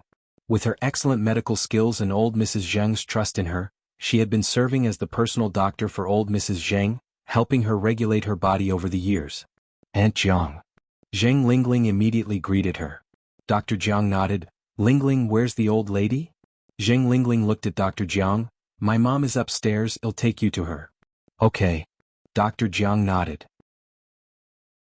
Chapter 458. Zheng Xianjing took the bait, making money to support our Mr. Mo. _2. As Zheng Lingling ascended the stairs, she turned to Dr. Jiang and said, "Dr. Jiang, my mother's cough has gotten worse recently. As a daughter, it breaks my heart to see this. Can we do anything to relieve her cough and speed up her recovery?" Dr. Jiang replied, "Your mother's chronic cough, compounded by her old age and deteriorating health, won't improve overnight. It requires gradual treatment." Zheng Lingling nodded her agreement. As they climbed up the stairs, she took the initiative to steady Dr. Jiang's arm. "Mom, Dr. Jiang is here." Zheng Lingling knocked on the door. "Come in," came Mrs. Zheng's voice from inside. Zheng Lingling entered the room with Dr. Jiang. "Xiaoyan." Mrs. Zheng rose to meet them. Zheng Xianjing followed suit and greeted her. Dr. Jiang nodded in acknowledgement, then turned to Mrs. Zheng with concern. "Aching, I heard from Lingling that your cough has worsened." Laughing, Mrs. Zheng said, "It's not as bad as Lingling has made out." Zheng Lingling looked at Xianjing and suggested, "Xianjing, let's take your great-aunt out so that Dr. Jiang and Grandma can talk." "All right." Xianjing squatted down gently. "Great-aunt Suyu, shall we go out?" "You are a devil. You want to hurt me." Suyu burst into tears, terrified. Zheng Lingling squatted down, coaxing, "Aunt Suyu, shall we take you out for some candy?" "Yes." Suyu brightened up. "Candy? Candy." Mother and daughter cajoled Aunt Suyu and managed to lead her out. Mrs. Zheng heaved a helpless sigh. Dr. Jiang inquired, "Didn't a self-proclaimed divine doctor who could cure Suyu come a while ago?" "From my observation, Suyu's condition hasn't improved at all." Recalling something, Mrs. Zheng burst out, "Divine doctor, my foot. He was nothing but a fraudster." Upon hearing this, Dr. Jiang patted Mrs. Zheng's hand reassuringly. "Suyu has her own fate. She will surely recover." "I hope so." Mrs. Zheng sighed again. Dr. Jiang continued, "By the way, Aching, have you heard anything about Tingting lately?" "No," Mrs. Zheng shook her head. "It has been over 30 years. It wouldn't be that easy to find her. To be frank, I've given up hope." Dr. Jiang glanced at Mrs. Zheng, a hint of knowing sparkle in her eyes. "No hope? Then why did she secretly send Hare for DNA testing? What old friends? What lifelong sisterhood? It's all a facade." If Mrs. Zheng considered her as a dear friend, she wouldn't keep secrets from her. Dr. Jiang narrowed her eyes subtly. "Although you say that, you should still continue your search. After all, Tingting is your biological daughter. Lingling, despite being raised by you, isn't your flesh and blood." The proverb, "Our own children are our precious jewels," holds truer than ever. Dr. Jiang glanced at Mrs. Zheng, changing her tone. "But speaking from my heart, Lingling is an exemplary and filial daughter, who cares deeply about your health every time I visit." Mrs. Zheng nodded. "Indeed, Lingling is a good daughter." Dr. Jiang extracted a stethoscope from her medical bag and began to examine Mrs. Zheng, changing the topic. "Aching, have you been taking your medicine on time recently?" "Yes, always on time." Dr. Jiang continued, "Has your toilet routine been normal?" "Yes, normal." After asking a few more questions, Dr. Jiang's smile faded. A look of concern clouded her face. "Is my condition bad?" Mrs. Zheng looked at Dr. Jiang. "No." Dr. Jiang shook her head. "Don't worry too much, you're in good health." Mrs. Zheng wasn't a fool. She had already perceived the answer from Dr. Jiang's expression. "Xiaoyan, I'm now in my 60s and have weathered many storms. You can tell me straight, there's no need to tiptoe around it." Really, it's nothing. Dr. Jiang smilingly responded, "Aching, you worry too much. I remember when you were younger you would always fight and make a fuss with Zheng Jun because of this." Upon mentioning youth, Mrs. Zheng's face lit up with a faint smile. She appeared lost in old memories, as if back in those days. Back then Tingting was still here. So you hadn't gone mad yet. Their family was so happy. Chapter 459. Zheng Xianjing takes the bait, earning money to support our Mr. Mo's family. _3. Dr. Jiang continued, "Oh, speaking of which, where is Zheng Jun? He should be in the Xiaohua garden." Zheng Jun is a typical scholar, tending to his books and plants every day. All domestic matters, big or small, were taken care of by Madame Zheng. Especially after their only daughter went missing, he practically stopped caring about everything. "How many years have passed?" Dr. Jiang sighed. "He's still the same. You've broken your heart for this family while he behaves as if nothing's wrong. If not for Madame Zheng, the family would have fallen apart long ago. He's suffering inside. Their only daughter was lost and the youngest sister went mad. No one knows the agony Zheng Jun suffers beneath his placid facade." "He's suffering? You tell me, aren't you suffering too?" Dr. Jiang continued, "You really are lucky, Zheng Jun, to have such a wonderful wife." Madame Zheng chuckled, "Xiaoyan, be honest with me, how's my health really? I've lived long enough to bear pretty much anything." "You're really fine, stop overthinking," Dr. Chow said while writing out a prescription. Madame Zheng turned to Dr. Jiang. "Xiaoyan, do you remember how old Lingling was when you first brought her home?" Dr. Jiang gave it some thought. "She was around 7, I think. I remember you had just lost Tingting, and Lingling's arrival helped you out of your grief." Zheng Lingling wasn't originally a Zheng. Her name was Chao Lingrue, Madame Zheng's sister's daughter. A plane crash took away both of Lingling's parents. The disaster came so suddenly that Madame Zheng didn't even have time to bid her sister and brother-in-law one last goodbye. Not even their remains were found. Fortunately, Zheng Lingling wasn't on that plane. After the disaster, Dr. Jiang crossed half the Pacific to bring Lingling to Madame Zheng's side. Both of them, one lost her parents and the other lost her only daughter. Having shared this sympathetic experience and being kin, Madame Zheng transferred all her affection from her biological daughter to Lingling. She would welcome others with a smile in the day, like nothing was wrong, and would only sob in silence when the night was deep and still. Yes, Madame Zheng looked out the window, an indescribable look in her eyes. It's been 33 years in the blink of an eye. Lingling has grown up and Xianjing is now 19. I don't have any more reservations. Aching, you need to continue searching for Tingting. Dr. Jiang patted Madame Zheng's hand. Well, let fate decide. Dr. Jiang continued, Aching, at least you're better off than me, you have a daughter. Even though Lingling isn't blood-related, she's so devoted. What about me? I fear when I die no one will even know, just like Ms. Zhang. Ms. Zhang is a renowned figure in their circle. She was very modern and romantic in her youth, pursuing the spiritual world. She never married and died at 55 from a sudden heart attack. She fell into a coma in her villa, and because there were no relatives or friends nearby, she wasn't rescued in time, resulting in her death. Her death was only discovered a week later when the smell of her body started to permeate. Older people without family or children tend to overthink and live in constant fear. That won't happen. Madame Zheng comforted Dr. Jiang and patted her hand. Stop thinking nonsense. You still have your thoughtful nephews and nieces. Dr. Jiang sighed. Aching, I've recently thought about drawing up my will. Drawing up a will? Madame Zheng looked unbelieving. Dr. Jiang was her age, about 61 this year, but was much healthier and had no known illnesses. Even she hadn't yet thought about drawing up her will. Why was Dr. Jiang doing so? Outside the door, Zheng Xianjing, holding a tray with tea, was about to knock and enter. She stopped in her tracks and held her breath, listening to the conversation inside. Dr. Jiang chuckled. Honestly, I don't have much money, just a 5-figure number in my bank account, which is nothing to you. Dr. Jiang is an average doctor without a distinguished background. She was just an ordinary person before meeting Madame Zheng. Though it's just a few 10,000s of yuan for an ordinary person, it's still a huge sum.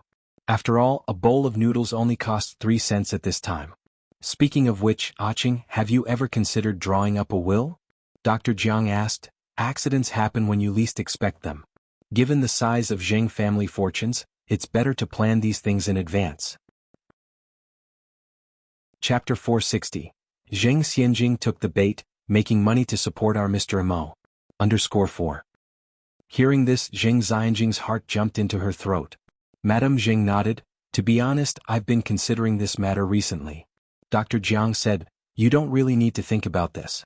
Tingting is your biological daughter, all the Zheng family's property should naturally go to her. Zheng Tingting? A cold light flashed in Zheng Xianjing's eyes. This Dr. Jiang was certainly a troublemaker. Zheng Tingting had been dead for hundreds of years. Why mention her now? Madame Zheng laughed. Lingling is also my daughter, I can't leave all the property to just Tingting. I've decided if we find Tingting, he'll split the wealth equally, half for Tingting and half for Lingling. They're both my daughters, I won't favor one over the other. Madame Zheng was a good mother. Although Zheng Lingling wasn't her biological daughter, she raised her with her own hands. In her heart, Lingling made no difference from her own birth child. So she would treat them fairly. Dr. Jiang smiled. Lingling is fortunate to have such a good aunt. In my heart, she has long been my own daughter. Own daughter? A mocking glint flashed in Zheng Xianjing's eyes outside the door. If this old witch seriously thought of Zheng Lingling as her own daughter, then she wouldn't be leaving only half the property to Zheng Lingling. After all, the one who's been by Madame Zheng's side all these years showing filial piety was Zheng Lingling. Zheng Tingting hasn't contributed anything, she didn't even call her mother. Why is she entitled to half of Zheng Lingling's inheritance? All of the Zheng family's property should belong to Zheng Lingling. Adopted ones are never as close as real ones. Zheng Xianjing bit her lip, her face darkened. Dr. Jiang continued, Aching, we must be prepared for all scenarios. What if you can't find Tingting? Madame Zheng continued, if we can't find her, he'll donate all the money to the orphanage in Tingting's name. This could also be seen as accumulating blessings for the child Tingting. Donate to the orphanage? Madame Zheng would rather donate it to the orphanage than leave it to Zheng Lingling, such a good mother indeed. Zheng Xianjing was almost furious to death. So all these years she and Zheng Lingling's efforts were in vain. This old hag is an ungrateful wretch. At the moment, all Zheng Xianjing wanted to do was to barge into the room and splash the hot tea in her hand all over that old witch's face, to wake her up. Otherwise she would never know right from wrong. Dr. Jiang nodded, Aching, you've thought it through. The conversation inside was still going on, but Zheng Xianjing had heard the most important part. She hurried back to her room, telling Zheng Lingling everything she had heard. Upon hearing the news, Zheng Lingling said coldly, I knew that old witch wasn't easy to deal with. After all, she wasn't born from the old hag's womb. No matter how good she was to that old witch, she wouldn't pay it back. But Zheng Lingling couldn't make peace. What? She had been serving this old witch so carefully for so many years. And in the end, it turned out that she had to compete with a dead person for property. How ridiculous. Mom, what should we do now? Zheng Xianjing was getting anxious. She didn't want to give up what was hers to someone else. Zheng Lingling said, we don't need to rush on this matter. The immediate concern is how to stop the wedding of Li Xianxian and Mo Baichuan. Once you're married to Mr. Mog, that old witch won't dare to look down on us. Zheng Xianjing nodded, Mom, you're right. But what should I do now? The issue of Li Xianxian and the will were entangled together, and it made Zheng Xianjing's head swell. Zheng Lingling said, we need to think it through. Getting Li Xianxian to miscarry isn't easy. As if remembering something, Zheng Xianjing said, oh yes, Mom. She told Zheng Lingling about the phone call from Mr. Mo. Mom, what do you think? Zheng Xianjing was still undecided. She didn't know whether she should believe that Mr. Mo. Zheng Lingling squinted her eyes. Xianjing, how about we take a gamble? Mom? Zheng Lingling calmly took a sip of water. If we win the gamble, you can marry Mr. Mog. If we lose, we'll just be out 30,000 yuan. Spending 30,000 yuan to buy the ultimate honor is worth it. Chapter 461. Zheng Xianjing took the bait, making money to support our Mr. Mo. _5. After all, the temptation was simply too great, and Lingling didn't want to miss out on such an amazing opportunity. After all, didn't life sometimes require a gamble? Just like back then. If she had not taken a chance then, would she have what she has now? Xianjing followed up, saying, but where are we going to get all that money? The absolute control over the Zheng family's finances now lay in the hands of Granny Zheng. She gave Lingling 8,000 yuan every month, while Xianjing only got 5,000. This many thousands of yuan is money that regular people could work years for and still not make, but among the wealthy, it's just pocket change gone in a few rounds of mahjong. Lingling and Xianjing, the mother and daughter with big spending habits, would each spend 500 to 600 yuan every month on skincare products. With the addition of jewelry purchases and such, their money would be gone almost as soon as they'd gotten it. Where are they going to round up 30,000 yuan now? Lingling answered, "Don't worry about the money, I'll figure out something." "Mom, do you have some hidden stash of money?" Lingling didn't answer Xianjing directly, instead saying, "Xianjing, were you not just about to take some tea to Granny and Granny Jiang? I'll go with you so I can check on how Granny's health is doing." Xianjing picked up on faint footsteps outside the door and said with a smile, "Okay Mom, you don't need to worry, Granny will be fine." The mother-daughter duo walked out the door to take tea to Dr. Jiang and Granny Zheng. Dr. Jiang gave Lingling a list of food that Granny Zheng should avoid and daily practices she should pay attention to before saying her farewells. Lingling said with a smile, "Dr. Jiang, let me see you out." Xianjing didn't exactly get along with Dr. Jiang. Ever since she had heard the conversation between Dr. Jiang and Granny Zheng, she disliked Dr. Jiang even more. It baffled her why Lingling was so nice to Dr. Jiang. "Xianjing, come with me to see Dr. Jiang off." Lingling turned to Xianjing. "All right." Xianjing obediently followed Lingling. Dr. Jiang laughed very kindly and said, "Back when Xianjing was just a baby you could hold in your arms and now she has grown into such a lovely young lady." Lingling asked, "Xianjing, do you remember when you were a baby that Granny Jiang used to hold you?" Xianjing laughed and said, "That was so long ago, how can I possibly remember?" Lingling seemed dissatisfied as she glanced at Xianjing, but Dr. Jiang seemed unbothered and said, "Oh, it's not a big deal, children have short memories." Lingling said, "It's fortunate that you're not picky with her."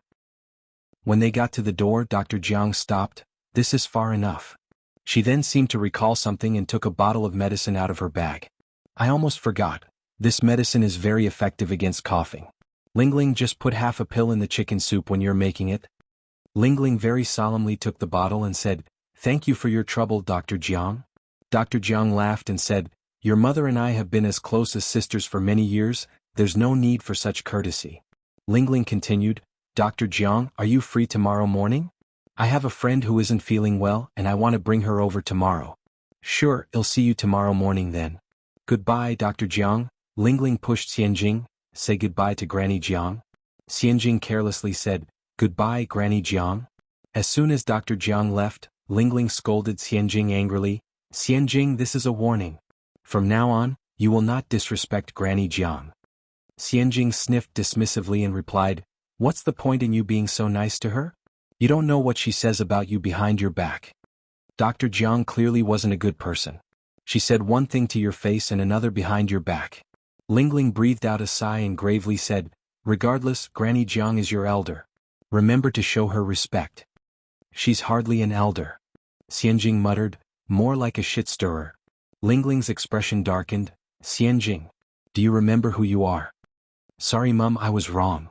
Lingling carried on, "Do you know that if you keep acting like this, people will say that you have no manners?" Xianjing responded, "Mom, I only act like this around you, I never act this way around other people." Lingling sternly said, "You're not allowed to behave this way around me either, habits form naturally."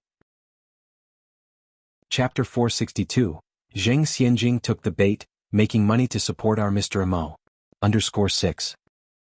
"Oh, I understand now, I won't dare to do it again." Zheng Xianjing still had a decent attitude in admitting her wrongs, so Zheng Lingling didn't say much more. She turned around and walked into the house with Zheng Xianjing. Just as they entered the house, Zheng Lingling busied herself with making chicken soup for the old Madame Zheng in the kitchen. Zheng Xianjing was speechless. After all that old hag had done to them, she couldn't believe that Zheng Lingling was still so nice to her. She must be out of her mind. Phrase. In her opinion, she should replace all the medicine in the bottle with poison and kill that old hag. Ai Yang walked out of the public phone booth, the corners of her mouth curling into a light curve. Her dimples, shallow and charming, seemed to absorb everyone around. Her radiance outshone even the clouds in the sky. She walked all the way to the detective agency. Xiaozhou was currently fiddling with an old-fashioned phonograph, completely unaware of Ai Yang's arrival. "Is it not working?" Ai Yang approached Xiaozhou. Startled by the sudden comment, Xiaozhou turned to see Ai Yang and broke into a smile. "It's not exactly that it doesn't function, it's just that the sound produced seems off, like a saw being drawn." "Let me have a look." Ai Yang walked to the front of the phonograph. This was a very ancient phonograph. With its swan neck-like bend and large horn, it resembled a blooming trumpet flower, prideful and elegant. The large horn was made of pure copper, highly wear-resistant and non-fading. It was perfectly complemented by an elegant, traditional wooden cabinet. This type of phonograph originated from the Republic era. A few of them could still be found in the 1980s in China. In later generations, they all became precious antiques only seen in museums and with collectors. In her former life, Na Yang didn't have many hobbies. Collecting phonographs was one of the few. She fiddled with it for a while, put on the disc, pressed the start button, and instantly, melodious music flowed from the large horn. The night in Shanghai, you are a city that never sleeps, the lights are up, it's all song and dance. Xiaozhou exclaimed in surprise, "That's amazing. Yang, you're really something. You even know how to repair phonographs." In these times, the most popular gadgets were radios. All the trendy boys and girls had radios in their hands, with a pair of earphones plugged into their ears. They couldn't have looked cooler. Earphones entered China around the end of the Qing dynasty when telegraph machines came into existence. Now, hardly anyone bothered with big, heavy, old-fashioned gadgets like phonographs. Xiaozhou sometimes found it hard to figure out Na Yang. This girl, younger and slimmer than him but far more capable, seemed to harbor many secrets. Na Yang laughed lightly, "It's not that I'm amazing. It's just that I've studied it a bit." Xiaozhou walked over and poured Na Yang a cup of water. Yang, you must have something important to discuss, and that's why you came over, right?" Na Yang took the cup with both hands. "You guessed it correctly." Xiaozhou grinned and asked, "What's up? Tell me about it." Na Yang took a sip of tea. "In the next few days someone might send some money to Mr. Mog. When they do, just tell them he's out, you'll take care of the delivery but keep the money for me." It wouldn't be appropriate for her to handle this in person, so Xiaozhou would have to help. "Sending money to Mr. Mog?" Na Yang nodded slightly. "This Mr. Mog, is you?" Xiaozhou asked further. "It's me." Na Yang replied with a smile in her eyes. Xiaozhou couldn't resist teasing, "Are you getting married and following your husband's title?" Na Yang answered with a faint smile, "I suppose you could say that." Turning his eyes to the screen, Xiaozhou cleared his throat and continued, "The rumors about Mo Qishan are not good, Yang. Are you sure you want him to be your boyfriend?" Na Yang retorted, "What others think doesn't matter to me. If I like him, that's enough." She genuinely didn't care. Reborn in a new life, she wanted to live life to the fullest and not be bound by restrictions. She wasn't willing to miss out on the people she loved because there wouldn't be another life after this. But once Mo Qishan leaves the Mo family, he's nothing. Xiaozhou went on, Yang, you're so outstanding. You deserve someone better." Mo Qishan was known for his worthlessness, idleness, and even a broken engagement, totally ruining his reputation. Xiaozhou was somewhat puzzled. Why was Na Yang interested in him? Na Yang said very seriously, "In my eyes he is the best."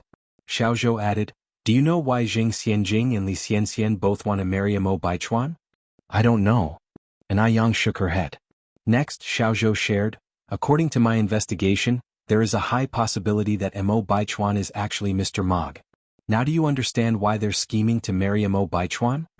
"Oh." Na Yang nodded. "Just like that? What did that all mean? Why was Na Yang's reaction so calm? Don't you find it surprising?" Xiaozhou asked. "Why should I be surprised?" Na Yang quirked an eyebrow and asked back.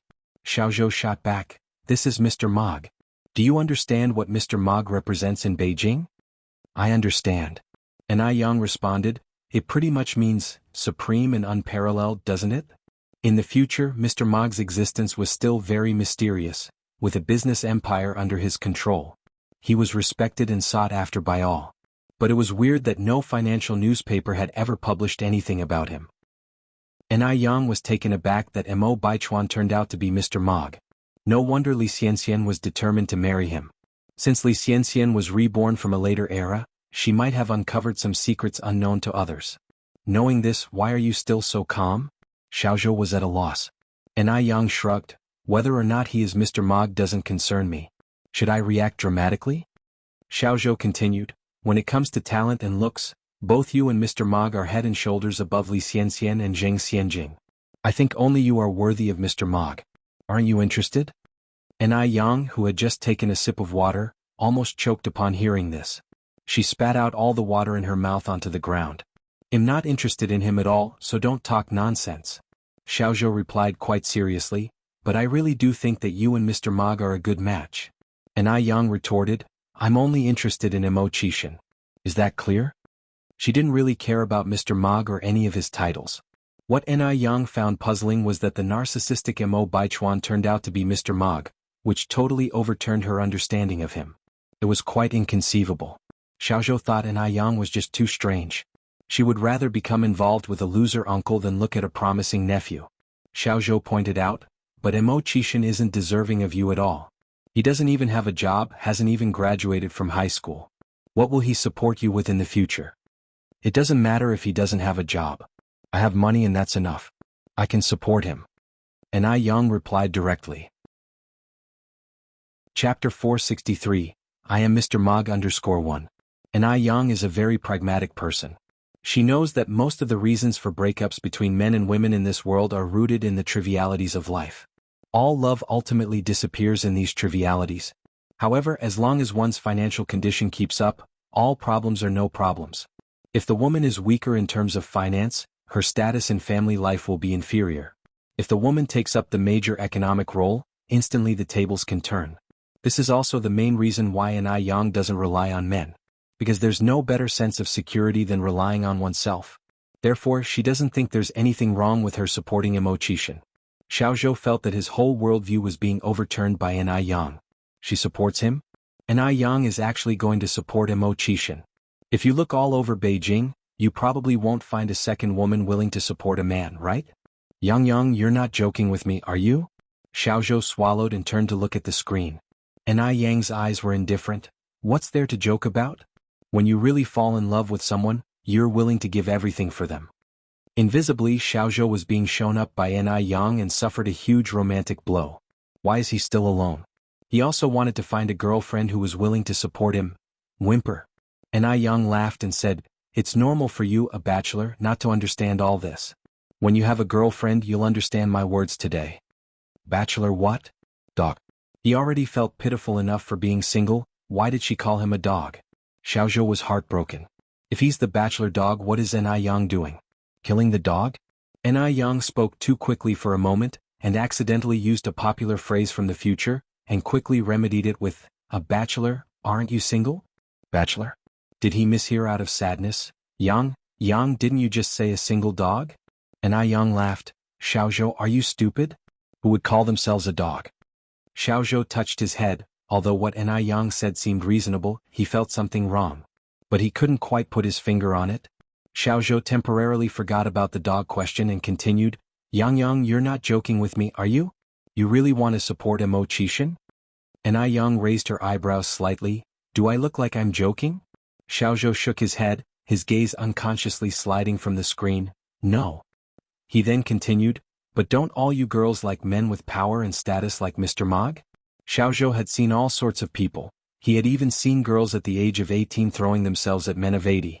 Mo Baichuan was not only rich and handsome but also the famous Mr. Mog. An Yang had no reason not to like him. An Yang frowned slightly. You're generalizing with your statement. Actually, not every girl likes men with power and status. An Yang had seen too many girls in her previous life who'd rather laugh on a bicycle than cry in a BMW. Some girls are even willing to give their lives for the one they love. Such girls must be rare, right? Xiaozhou said. An Yang smiled slightly. I suggest you go back and read the stories of Wang Ping and Xue Baochai, as well as Liang Shambua and Zhu Yingtai. Stories come from life and these characters do have historical prototypes. You can't deny their existence just because you haven't seen them yourself.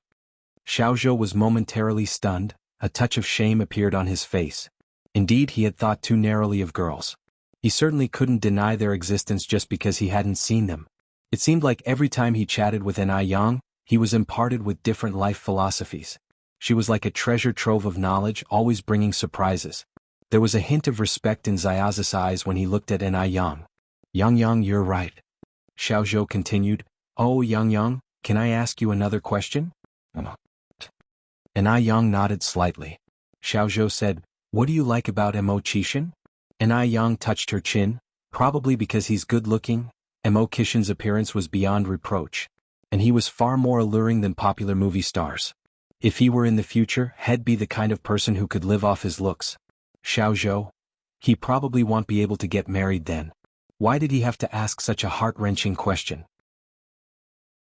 Chapter 464, I am Mr. Mog_2. Xiaozhou turned his head to look at the screen. An Yang, chuckling, asked, why are you always looking at the screen? Hiding a beauty behind it?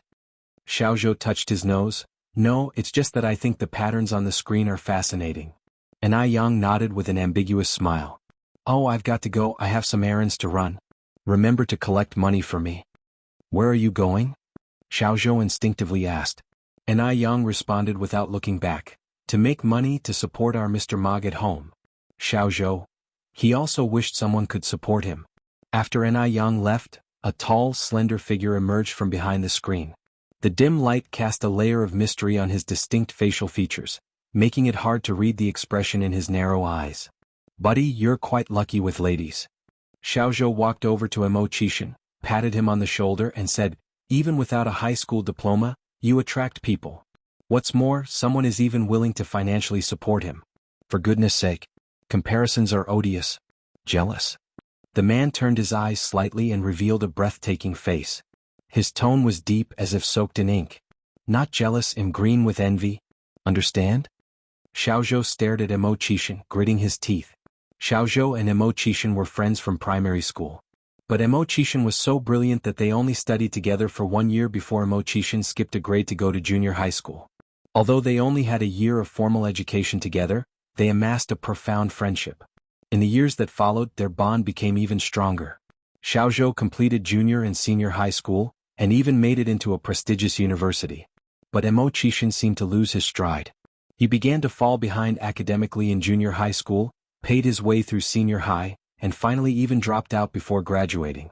He disappeared for 4 or 5 years in between, then remained the same, living off his family's resources, idle, and ultimately even lost his fiancée. From a genius to a waste, it was a classic tale of self-destruction, and he became a joke within elite circles. As Mo Qishan's best friend, Xiaozhou felt pity for him on numerous occasions. But now he envied Mo Qishan immensely. Freaking hell. Despite all his hard work, he didn't have a girlfriend. And Mo Qishan not only had a girlfriend but a girlfriend who was willing to support him financially. Freaking hell. Comparisons are odious. Earlier it was because of Mo Qishan being there that Xiaozhou deliberately probed Yang. He even told Yang that Mo Baichuan was Mr. Mog, but she seemed unaffected. Mo Qishan hadn't expected his woman to love him so much. He knew he had chosen correctly. Xiaozhou continued, but the most surprising to me is your grandnephew. He seemed unassuming but turns out to be the famous Mr. Mog. That's just too incredible. Mr. Mog. Xiaozhou had never imagined that Mr. Mog would turn out to be his good friend's grandnephew. Mo Qishan's facial expression remained unchanged, but his eyes hinted heavily, indeed, he's quite impressive. Not just impressive, he's freaking impressive. Xiaozhou continued, your grandnephew is so accomplished you as his uncle have to buck up too. Xiaozhou was a true friend to Mo Qishan, so he spoke without pretense and genuinely cared for him. As he finished, Xiaozhou solemnly added, you're not getting any younger. You can't go on like this. You need to accomplish something to show those who look down on you and mock you. Mo Qishan was a very smart man. Xiaozhou believed that as long as Mo Qishan put in the effort, he would definitely make great achievements. The condition being that he should make an effort. Mo Qishan touched his nose, responding in a lukewarm tone, why should I work so hard? After all, someone is supporting me unlike you who's still single. Xiaozhou. He suspected there was a dog slaughter but had no evidence. After a silence, Xiaozhou expressed his frustration. Don't you want to one-up Zhao Jingrong? He was somewhat perplexed. How had a man once so spirited become so markedly different? Xiaozhou earnestly wanted to know what had happened to Mo Qishan over the years. Why should I bother her? Responded Mo Qishan. I don't even like her. Then Xiaozhou questioned, Zhao Jingrong dumped you, don't you feel a hint of anger? Mo Qishan's mouth curved slightly as he laughed. Correction, I dumped Zhao Jingrong. Chapter 465. I am Mr. Mog _3. To Zaya's surprise, as if he had just heard a hilarious joke, he stood on his tiptoes to feel Mo Qishan's forehead. Bro, are you running a fever? Everyone in Beijing knows that Mo Qishan was dumped by Zhao Jingrong, but Mo Qishan claims he dumped her. Isn't that self-deception? Mo Qishan simply smiled without uttering a word. Xiaozhou continued, Bro, you don't have to suffer to save face in front of me.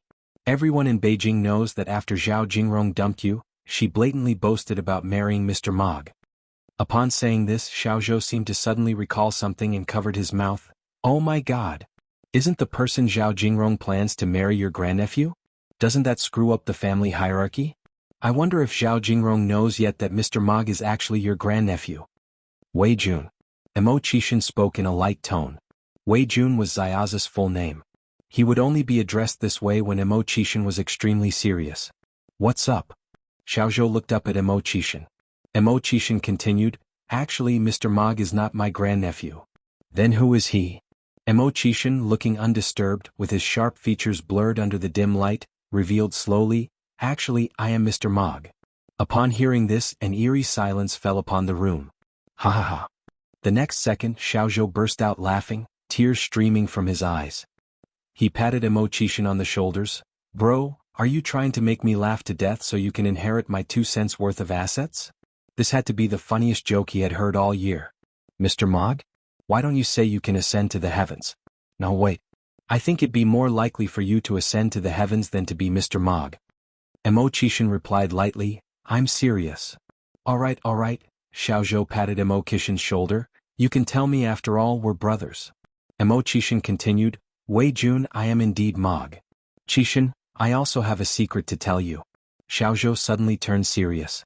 Tell me. Xiaozhou looked at Mo Qishan and continued, Qishan actually I am the Jade Emperor, whispering he added, I came to the mortal world to endure trials and tribulations. Mo Qishan stared at Xiaozhou as if looking at a deranged person, and spoke with an incredulous expression, that joke isn't funny at all. Xiaozhou responded, so you do know it's not a funny joke? Mo Qishan, I really am Mog. Xiaozhou, I am really the Jade Emperor. Mo Qishan, how was he supposed to respond to that?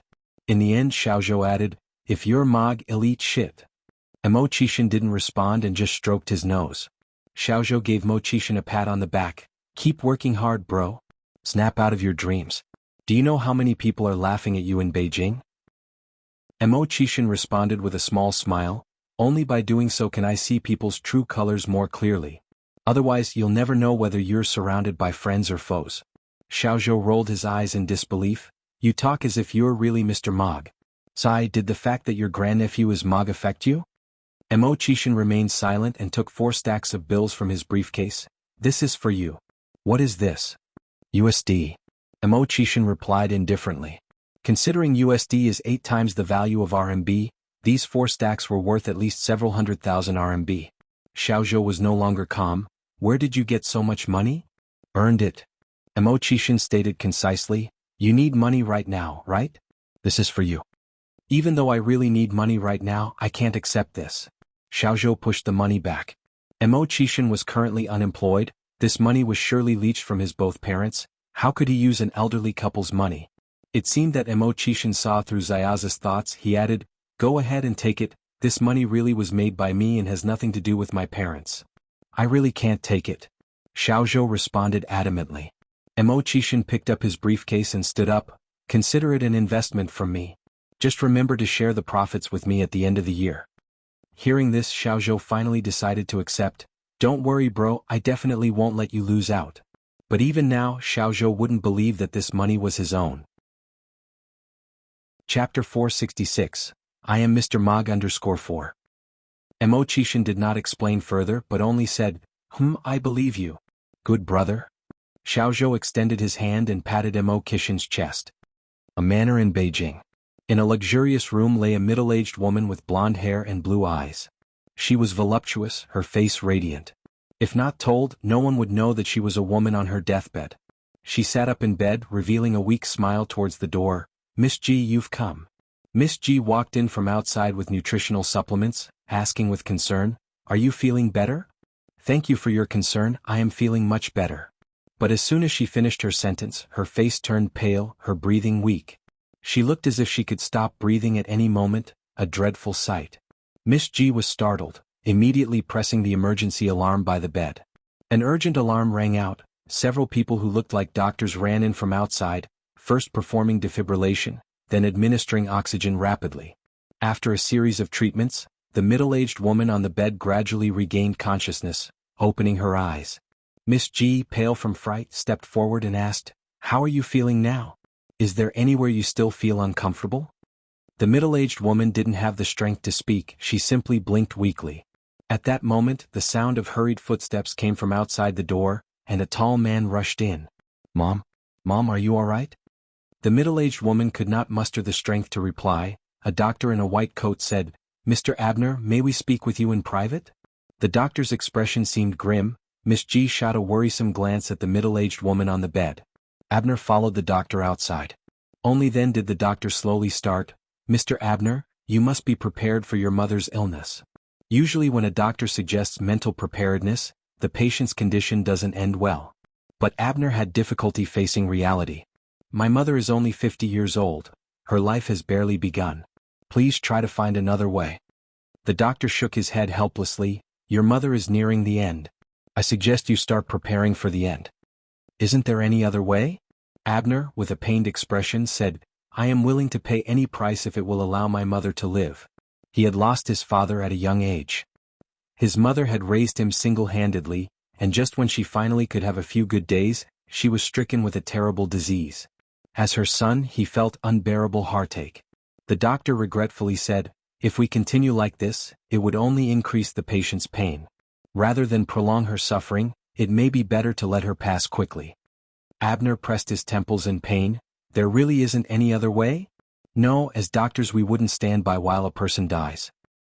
The doctor continued, suffering from this kind of disease, the pain a patient endures is unimaginable to us. Each breath is like being pierced with a needle, the pain is unbearable. If you truly love your mother, I suggest you allow her to be free from her pain sooner. Abner was silent, a pained expression on his face. After a while he finally said, all right, I understand. If there's nothing else, I will take my leave. Abner nodded his head. After the doctor left, Miss G immediately comforted him. Mr. Abner, don't be upset. In China we have a saying that there will be a way when it seems impossible. I believe your mother will get better. Miss G had heard everything the doctor said. Although she believed that Abner's mother was terminal, she knew comforting words were still necessary. Mr. Abner. A male assistant walked over. Chinese medicine has broad and profound knowledge. Perhaps you could try hiring a traditional Chinese medicine doctor. The man speaking was Abner's personal assistant, Li Long, a genuine Chinese. Hearing this, Abner seemed to have found a lifeline. He replied, then I'll leave this matter to you. All right. Li Long nodded his head. Miss G said, Mr. Abner, I think you should consider this carefully. Li Long raised his eyes in surprise at Miss G. Miss G continued, traditional Chinese medicine is often conservative and rule-bound. They are not good at innovating. Your mother's illness is quite serious. If they can't treat her successfully and even worsen her condition, it would be a disastrous mistake. At this moment, Li Long even doubted if Miss G was actually Chinese. Chapter 467. I am Mr. Mog _5. How can someone denigrate their own country so much? Li Long said, Miss G, you're mistaken. Traditional Chinese medicine has been passed down for thousands of years and has benefited countless humans. If traditional Chinese medicine were really as bad as you say, wouldn't China have been destroyed long ago? Miss G laughed lightly and replied, if traditional Chinese medicine is really that good, why is it that you can't find a traditional Chinese medicine hospital on every street corner? The few existing traditional Chinese medicine stores are on the brink of closure. Western medicine dominates today, and it is indeed difficult to find large-scale traditional Chinese medicine hospitals in the country. Li Long frowned slightly. Miss G, what you're saying is simply unreasonable. Miss G said, Li Long, being patriotic is good, but we must be sensible. Do you realize that your suggestion could kill Auntie? No matter what, Miss G would not believe in traditional Chinese medicine. Over the years, all her serious and minor illnesses had been cured by Western medicine. She vaguely remembers when she was very young, she also drank extremely bitter Chinese medicinal soup. A simple cold can be cured by Western medicine with just one injection, while traditional Chinese medicine would require a week of specifically prepared concoctions for a slow recovery. This is also why traditional Chinese medicine declines so rapidly. With that, Miss G looked at Abner. Mr. Abner, do you still want to consult a traditional Chinese medicine doctor? Abner pinched his temple. Let me think a bit more. Li Long wanted to say something, but he swallowed his words. After a while, Abner said, Li Long, go ahead and get a traditional Chinese medicine doctor to give it a try. Miss G turned pale and was about to speak, but she was stopped by Abner's raised hand. Miss G had to shut her mouth with discontent. Li Long was happy and replied, Yes, sir. The traditional Chinese medicine doctor was brought back quickly. An old man in his 60s or 70s with white hair. Li Long took the initiative to introduce him. Mr. Abner, this is Dr. Wang. Dr. Wang comes from a long line of traditional Chinese medicine practitioners. His ancestors served as imperial doctors in the palace. He has a high reputation in Sijio City. Miss J's face was full of disdain. What kind of nonsense imperial doctor? If he were so skilled, would the Qing dynasty have fallen? Fortunately, Dr. Wang did not notice Miss J's contempt.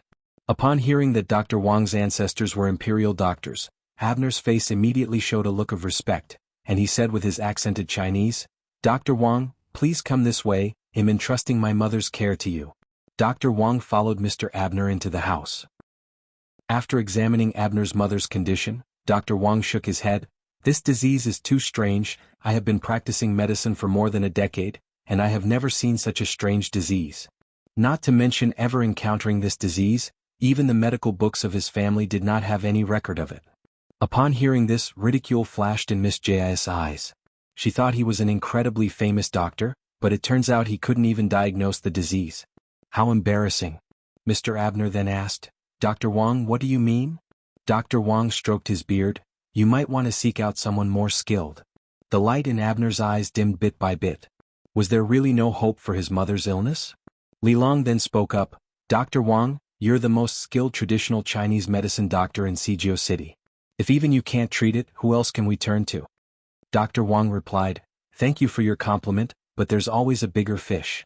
The depth and breadth of traditional Chinese medicine are vast. Just because I can't treat the disease doesn't mean others can't. Miss G snorted, I told you long ago that traditional Chinese medicine is outdated, inflexible, and incapable of treating serious diseases. Li Long, you didn't believe me. Now do you see it with your own eyes? She belittled and dismissed traditional Chinese medicine in her words, infuriating Dr. Wang, who was listening. Young lady, how dare you speak this way? Miss G laughed, don't get worked up. I'm not targeting you, I'm simply stating facts. What facts? You're insulting traditional Chinese medicine. As a practitioner of traditional Chinese medicine, Dr. Wang would not allow anyone to insult it. Miss G retorted, if traditional Chinese medicine is truly effective, why couldn't you cure Auntie's illness? I'll tell you a hard truth, don't take it to heart. We're now living in an era dominated by Western medicine. Traditional Chinese medicine should have been overthrown long ago.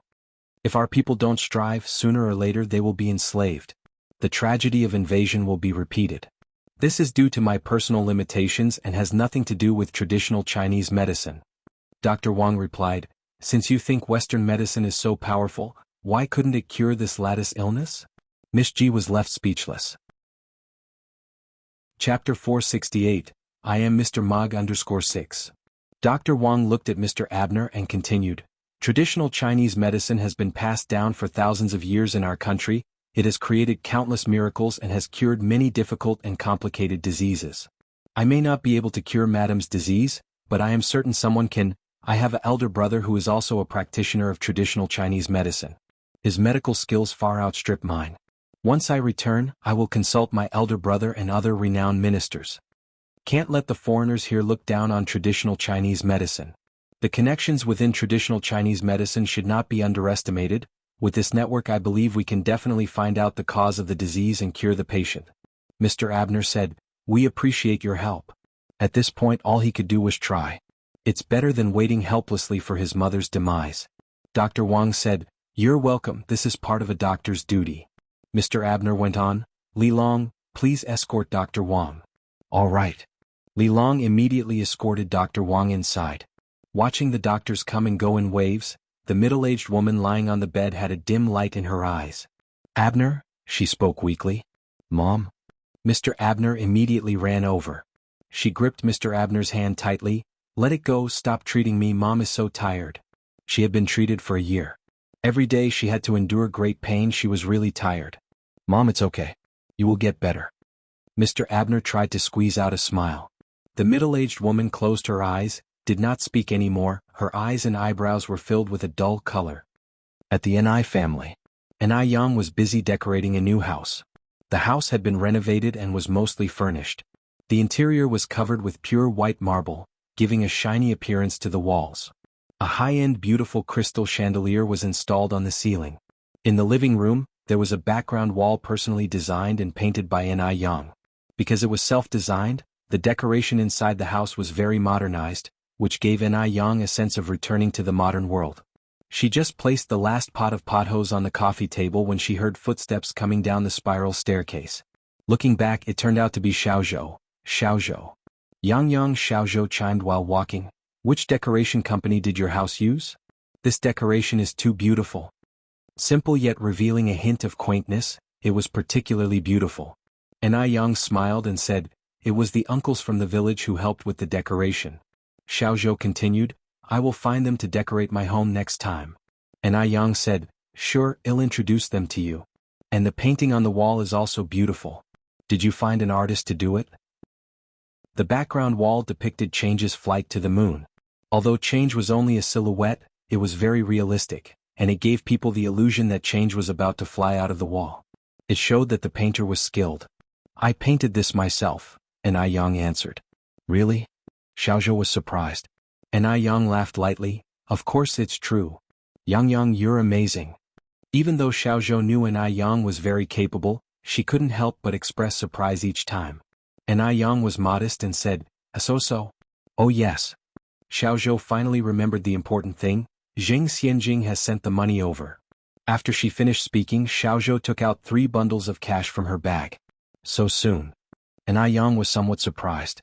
This wealthy family really didn't lack money, just one phone call from Zheng Xianjing and the money was already delivered. You count it. Xiaozhou pushed the money in front of Ni Yang.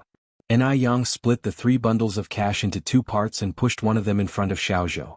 Xiaozhou was surprised and said, what are you doing? Ni Yang smiled and said, we split this money 50-50. No remuneration without merit. I can't accept this money, Xiaozhou refused. Ni Yang said with a smile, who said you are remuneration without merit? If it weren't for you, I wouldn't have earned this money at all. It's a fair split. Ni Yang could not appear in public and it would have been hard to get this money without Zayaza's help. Ni Yang had always been generous and understood the principle of repaying kindness with kindness. I really can't accept. Both Mo Qishan and Ni Yang didn't seem to care about money and they were all very generous. It appears that the saying birds of a feather flock together really does hold true. Go ahead and take it, Ni Yang said. Or I won't have the nerve to ask for your help next time. Only then did Xiaozhou accept. Ni Yang took out an envelope and gave it to Xiaozhou, then said, could you help me mail this to Zheng Xianjing in Mr. Mo's name? Sure. Consider it done. Xiaozhou nodded her head, took the envelope with stretched hand. Aren't you afraid that I will sneak a peek? Since the envelope wasn't sealed, it would be very easy to sneak a peek. Ni Yang continued, if I was worried about you sneaking a peek, I wouldn't have given it to you. Being trusted feels really good. Thank you Yang, Xiaozhou said after a pause. Oh yes, the wedding date for Li Xianxian and Mo Baichuan has already been set. Chapter 469. Zheng Xianjing seeks out Fua father and son _1. They've set a date already? Ni Yang raised her eyebrows slightly. Xiaozhou nodded, maybe they're worried about waiting too long and causing a fuss. The wedding is set for the 18th of this month. Ni Yang nodded less noticeably, a faint smile in her eyes.